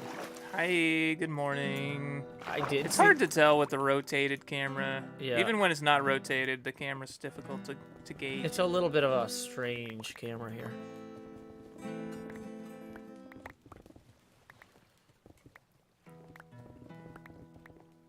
Yeah. Now, I guess the thing, though, too, is if we did New Orleans, I'm not sure what the New Orleans pinball scene looks like. Yeah. Because, like, in theory, it has potential to be a good pinball city. Yeah, let me look it up. Because one thing that you need available large buildings that you could put arcades in, right? To put your pinball collection in. So that's where the big problems with London is. There's some pubs and stuff that have pinball machines, but to have a real tournament, you really need room for like dozens of machines, you know? Yeah. And the real estate's too valuable for that in like New York City or London. But like New Orleans in theory might be fine, but I could imagine there's enough concerns with like water damage from storms and stuff that maybe people are like, oh, I tried having a collection, but then the roof blew off 8 years ago in the warehouse, and then we just gave up. Like, I lost 50 grand worth of machines in one day and said no. You know what I mean? So the trick is you go to the IFPA website here, ifpapinball.com, and then you go to players, or not players, you go to tournaments, IFPA calendar, and then where it says location, you type in New Orleans. It's a place referred to as the Pin Church, which was a former church left abandoned following Hurricane Katrina. Now it's filled up with pinball machines. So the nearest tournament, there's only one tournament near New Orleans scheduled for the next year. That's in Baton Rouge. And it's in Baton Rouge. So yeah, they definitely don't have. They're not having like a tournament scene. They might have places we could play pinball. They might have places we could play pinball, but like one of the reasons to go to Houston is because Houston does have like a tournament scene with women's tournaments that I could take Corinne to go compete in. Yes. So, because one of the there's a bootstrapping problem with these smaller tournaments, where in order for the tournament to be worth enough points for people to travel, you need to have contestants who are relatively high ranked traveling there. And so like by the time we could actually do this, Corinne should be ranked at sufficiently okay that she would impact the points value of the tournament. Right. And by sufficiently okay, I mean like you don't have to be a top 10 in the world to impact the points value of the tournament. You just need to have your 20 events in, basically. And, she'll have her 20 events in by then. Yeah. I happened to, like, overhear a couple people in the tournament last night who I guess didn't know I was in earshot, but they were talking about Corinne and, like, how good she is and how well ranked she is and stuff. Oh yeah, it's I mean, people have said that to my face too. So sure, like, yeah. But I'm like, oh yeah, they're kind of like whispering about this whiz kid.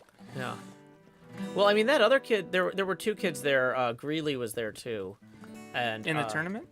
Yeah, he was in the tournament. Oh, okay. And I mean, he has definitely beaten me at games before. He's pretty good too. And I mean, there's some selection bias here, where like the only kids who bother coming to competitive pinball events are the ones that are good at competitive pinball. Yeah, it's fair. But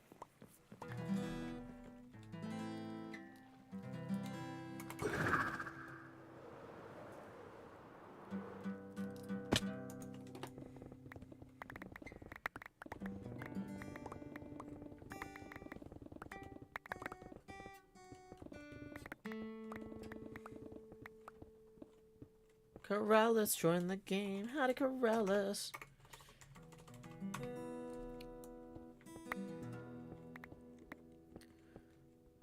Asteri adopts an Elton John voice.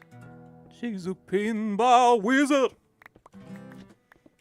Okay, so you know what? I know we were kind of dismissing Arkansas before, or Little Rock, but now You were. I was, but you know what? Arkansas has a lot of really cool natural areas, and I've gone kayaking there before Yeah. and loved it. Actually, now that we're talking about this, let me pull up the tournaments upcoming for Little Rock and see if there's anything out that way. Little Rock. Conway, Arkansas has some upcoming events. Tax Day. They have a back-to-back tournament, which is actually that's a good sign. Yeah. That like let's see. 8 rounds of group match play on classics machines. Let's see where that's held at. Flashback Pinball Arcade. We should look at other nearby states as well. Kentucky, Alabama. Well, I've looked at Kentucky and Alabama a lot, but But not Arkansas. But I haven't looked at Arkansas or Texas or Louisiana, really. Texarkana area. So, how far away is Conway, Arkansas? Maps.google.com. Conway, how far away are you?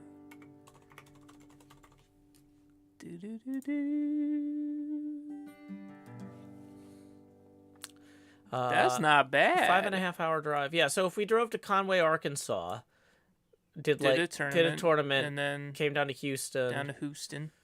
Yeah. Yeah. That's and then we could always like go through New Orleans on the way back or something. Yeah, yeah. Just take a different route and check out a different city. Yeah. Also, you know what I haven't looked at is Jackson, Mississippi either. Yeah. I'm going to Jackson. Jackson, Mississippi. I have no idea if there's any pinball stuff in Jackson.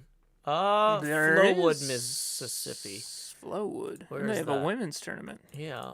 See? Look at that.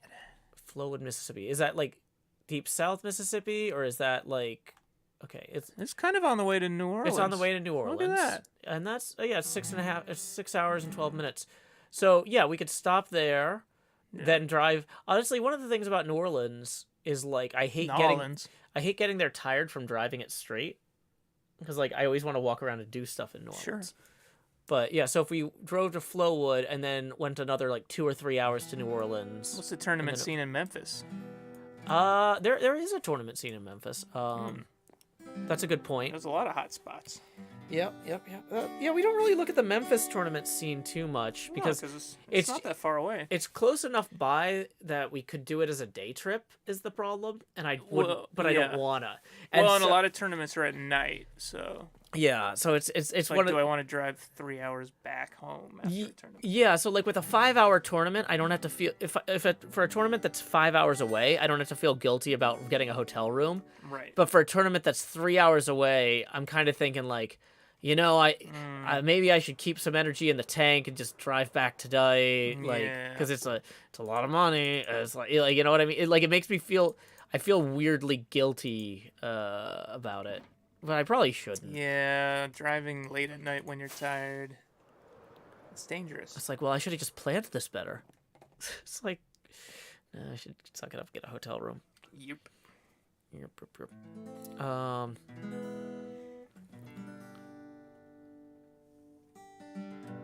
So we got about 20 minutes left in the stream. Okay. Let me pull up the.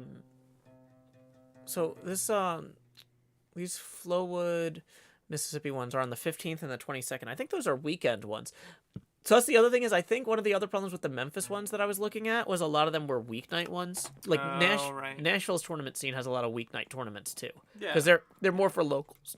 Yeah. And so the problem is though that like I don't even if I was willing to pay for a hotel in Memphis, it's like if it's a Tuesday night and Corinne has school on Wednesday, that's a hard no. Yeah, that's an issue for sure. Can't do that. Mm-hmm.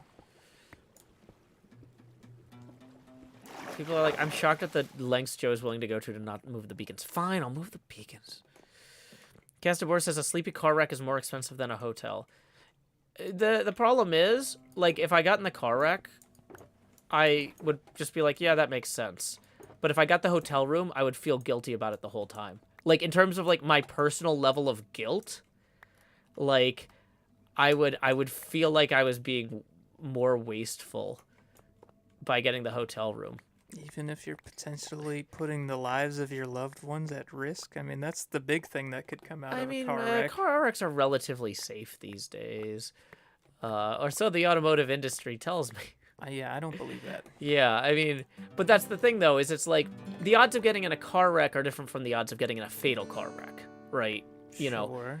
and like, yeah, no, Just don't play around with that stuff. I mean, y'all are, but this is why I just don't go, because I'm just like, I'm just not gonna do that, because it's too close to feel okay.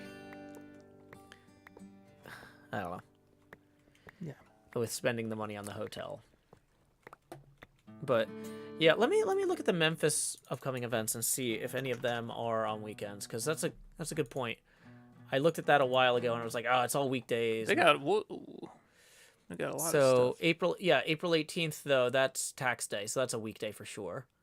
Yeah, it's a tax The day. 23rd though, of course The Wrath. I don't have a calendar in front of me, so I wish they put the day of the week on here. That's a Sunday. So that's a Sunday, but once again, if it runs late, I can't get a hotel and bring her to school in the morning. Does it give a time if you click on it? Let me see.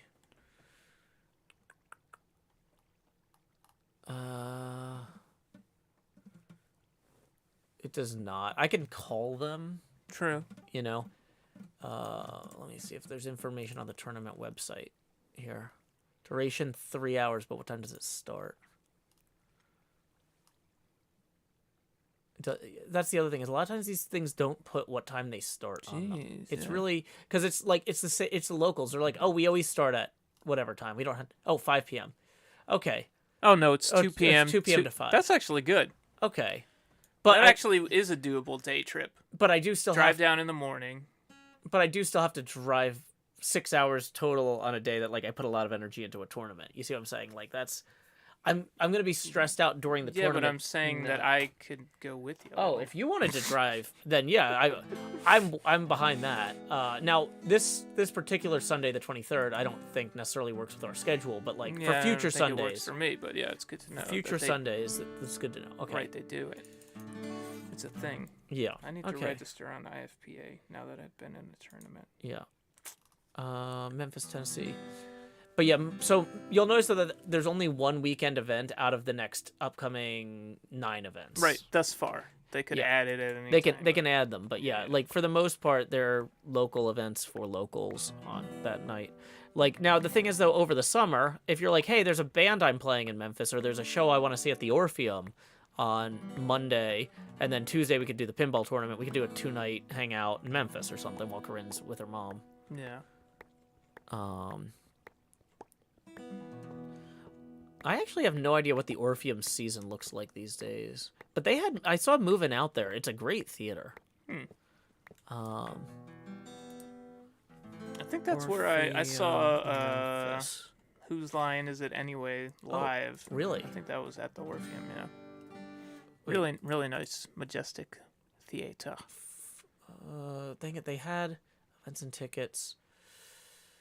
Broadway and theater. Oh god, this Oh, this is a horrible menu. The menu doesn't work if you're on a certain miter width. Okay, so we're gonna Google Orpheum Memphis, Tennessee, and then click full event listing there.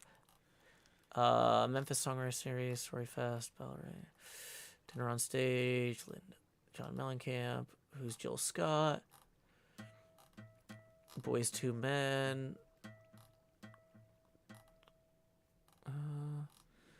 Frozen the musical. I don't really think this. I'm not interested though. Yeah, okay, you know what? We already blew through this summer. I didn't see anything here where I'm like, I gotta go to that.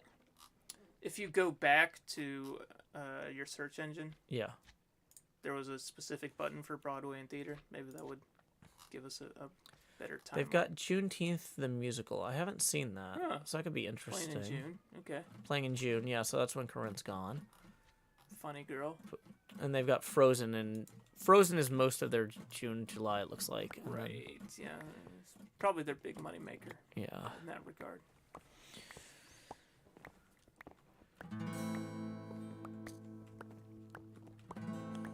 Cause I'm frozen. Mahi is, so when you can't register until you're in a tournament. Yes. You register by participating in a tournament. Because I tried. Okay, so we need to get rid of 3 of these. forget that people were watching and aware of that tournament I was in. Yeah.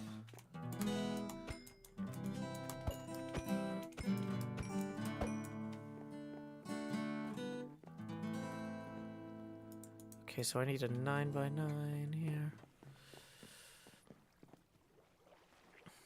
And I was very happy that no one protested that I was in a tournament. No, the IFPA is pretty progressive on that front. Like, that's something they got That's out good. of, or maybe not progressive, proactive. They got out ahead of that sort of concern. Oh, okay. Like, Because there were issues in the past, or no, they because they anticipated they would be anticipated there could be issues along those lines, and so they proactively made rulings and policies that would issues. I be appreciate clear and welcoming. that. The ruling body rules in my favor. Yeah. Okay. Did I screw this up? No, we need to go one more. Okay.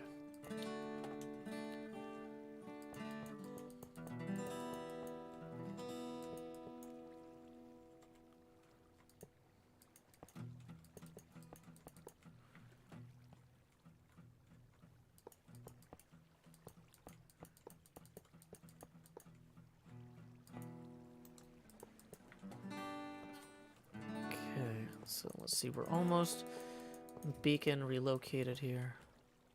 All right, bye, Geek and Many Topics. Goodbye.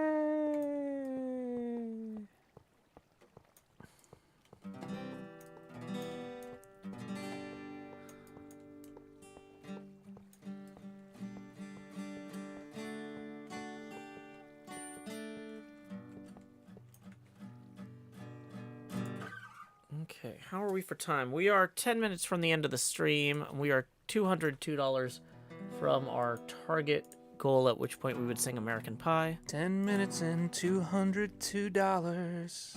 Away. Away, away, away. So let's see, this is gonna go... 10 minutes and $202. Maybe people just don't like American Pie anymore. Maybe they're like, we've moved on to other dirges. That's true. Would they like it better if we sang The Saga Begins? Or like The Body of an American. Yeah. Or Young Americans? Okay, so we need to get... Or American Woman? American Woman. Stay away from me. I don't know the words, as you plainly see. You really don't. I don't.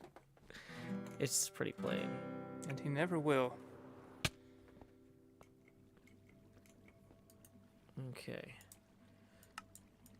Boom. Haste 2. Ooh. Y'all happy? Y'all happy now? Look at what you done. Look what you made me do. Pinball Therapy says Sunday afternoon tournaments is worth it if you have help driving. We got a great resource for all Tennessee tournaments, and we're streaming from Game Galaxy tonight. Ooh. Ooh. Wow. Good for y'all. I'm blanking. Is that Brian's account? Because I think Brian said last night he was streaming from Game Galaxy tomorrow. So either there's two people streaming from Game Galaxy tomorrow, or I don't know Brian's Twitch handle. That's what it is. I don't know Brian's Twitch handle. Awesome.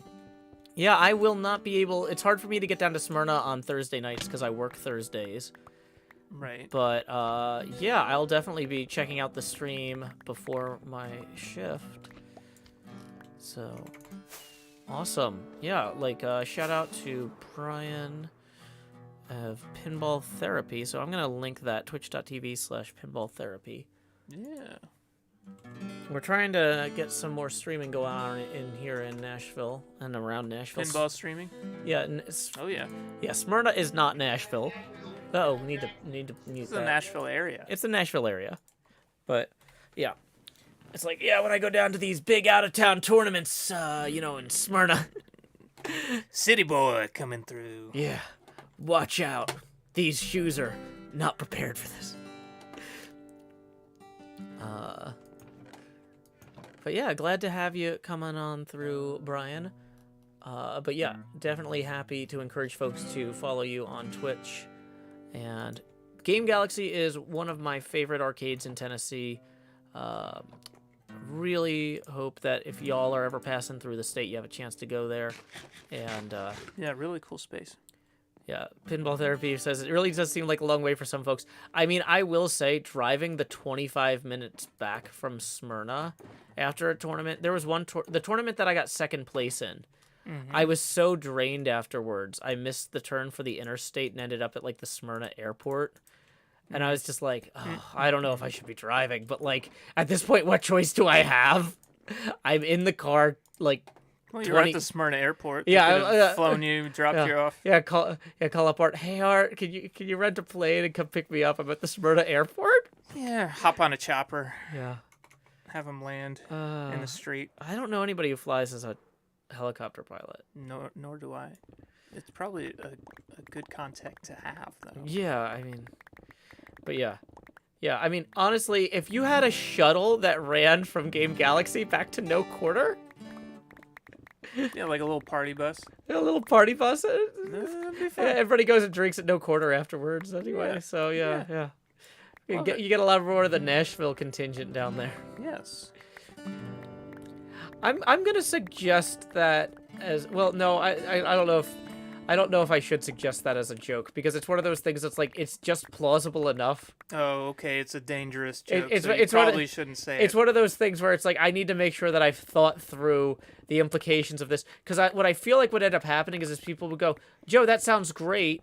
If we each give you X amount of dollars, can you organize that? And then I'll be like,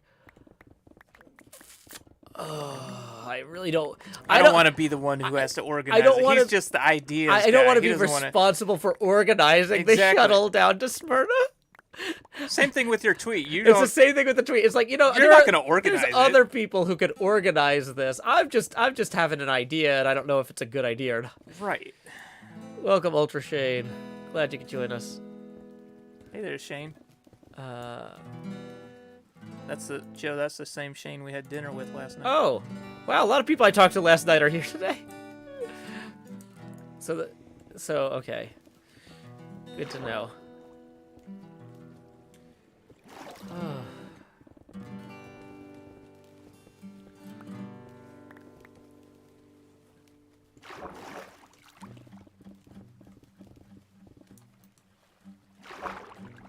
Man, I got a bunch of blocks here I have to go put away.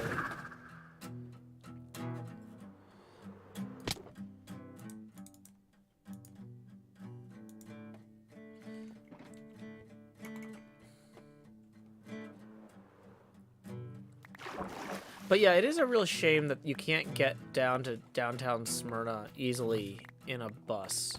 Or a train. Or a train. Because, like, the train station is directly across from Game Galaxy. But, like, yeah, the fact that the Nashville-Smyrna bus line doesn't run that far. Yeah. It runs to within, like, 2 miles of Game Galaxy. And I thought about it, but it's like you'd be walking down the highway with no sidewalk for 2 miles. Yeah. And it's with a small child. With a small child. Well, but when it's just me, like in the summer. Sure, it's cool. It's cool for you. I mean, like, I'm kind of like, well, I don't want to stress out about driving home. Yeah. But the other thing is, though, I'm not sure how late that bus runs. So then I'm walking 2 miles to a bus stop, and it's like, oh, next bus is 5:30 in the morning. It's like, and then you sleep on a bench. Then I sleep in on a bench overnight. Yeah, it's like, maybe I didn't think this through. Yeah, probably not, Joe. Okay, we are 5 minutes from the end of the stream. We're wrapping up on the hour. If you enjoyed the show, last call for tips. Tips are welcome via paypal.me/JoeHills and YouTube Super Chat. We are splitting those 50-50. Yes, we are. And, should we tell people where they can find me? Before we forget, let's say that you wanted to have Quinn write you custom music. Is there a website with samples and price sheets? Yes, redactedhills.com.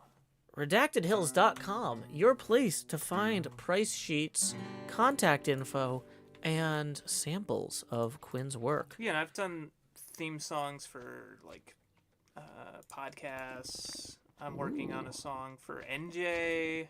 Ooh, the Coffee Junkie. The Coffee Junkie. Wow. Yeah. So, it's a service I offer, and I would love to help folks out. give them some music. Now, if folks wanted to find you on Tumblr, where would that be? That would be tumblr.com/QuinnHills. Tumblr.com/QuinnHills, you say. We'll go ahead and get that posted in there as well. And then you're on Twitter too. Twitter, for the time being. Redacted Hills. And I'm also Redacted Hills on Twitch. I'm just spamming all the links. Twitch.tv/RedactedHills. Link spamming. Joe's link spamming. Boy, I'm definitely Link starting to feel spamming. all this in my wrist. It's like, yep. Nope. I am not getting enough sleep. Like I can tell when I start getting like muscle soreness and stuff, like just sitting at the computer. It's not usually that I'm sitting at the computer too much. Yeah. It's that I'm not getting enough rest for my body to recover from the day before. Ooh, right. NJ says, "Oh, I still have to fully listen to my theme." And here's what I recommend, NJ, because Joe and I do this when we write songs. Like, listen to it on your car speakers. Listen to it coming through your cell phone. Like, listen to it any way that other people might be absorbing the song. Yeah, listen to it on headphones, like your good headphones, your cheap headphones, Laptop speakers.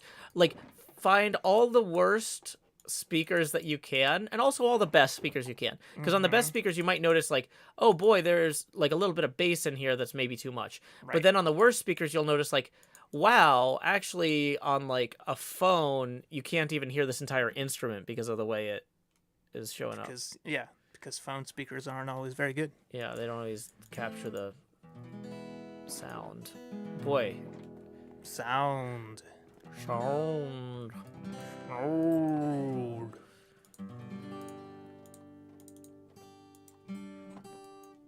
Let's see, we got some blocks of lapis lazuli. Lapis lazuli.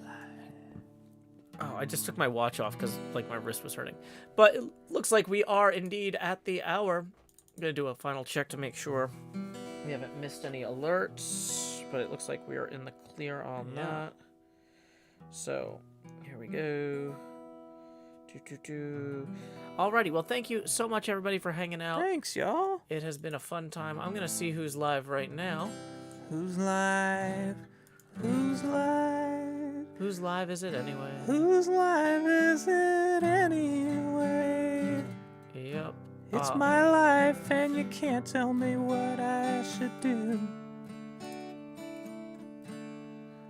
We're going to go ahead and raid Kendrasite, who is playing on the Safe Haven SMP. Nice. Doing some leaf placement on top of glowstone right now. I don't know what that project is, but it looks cool.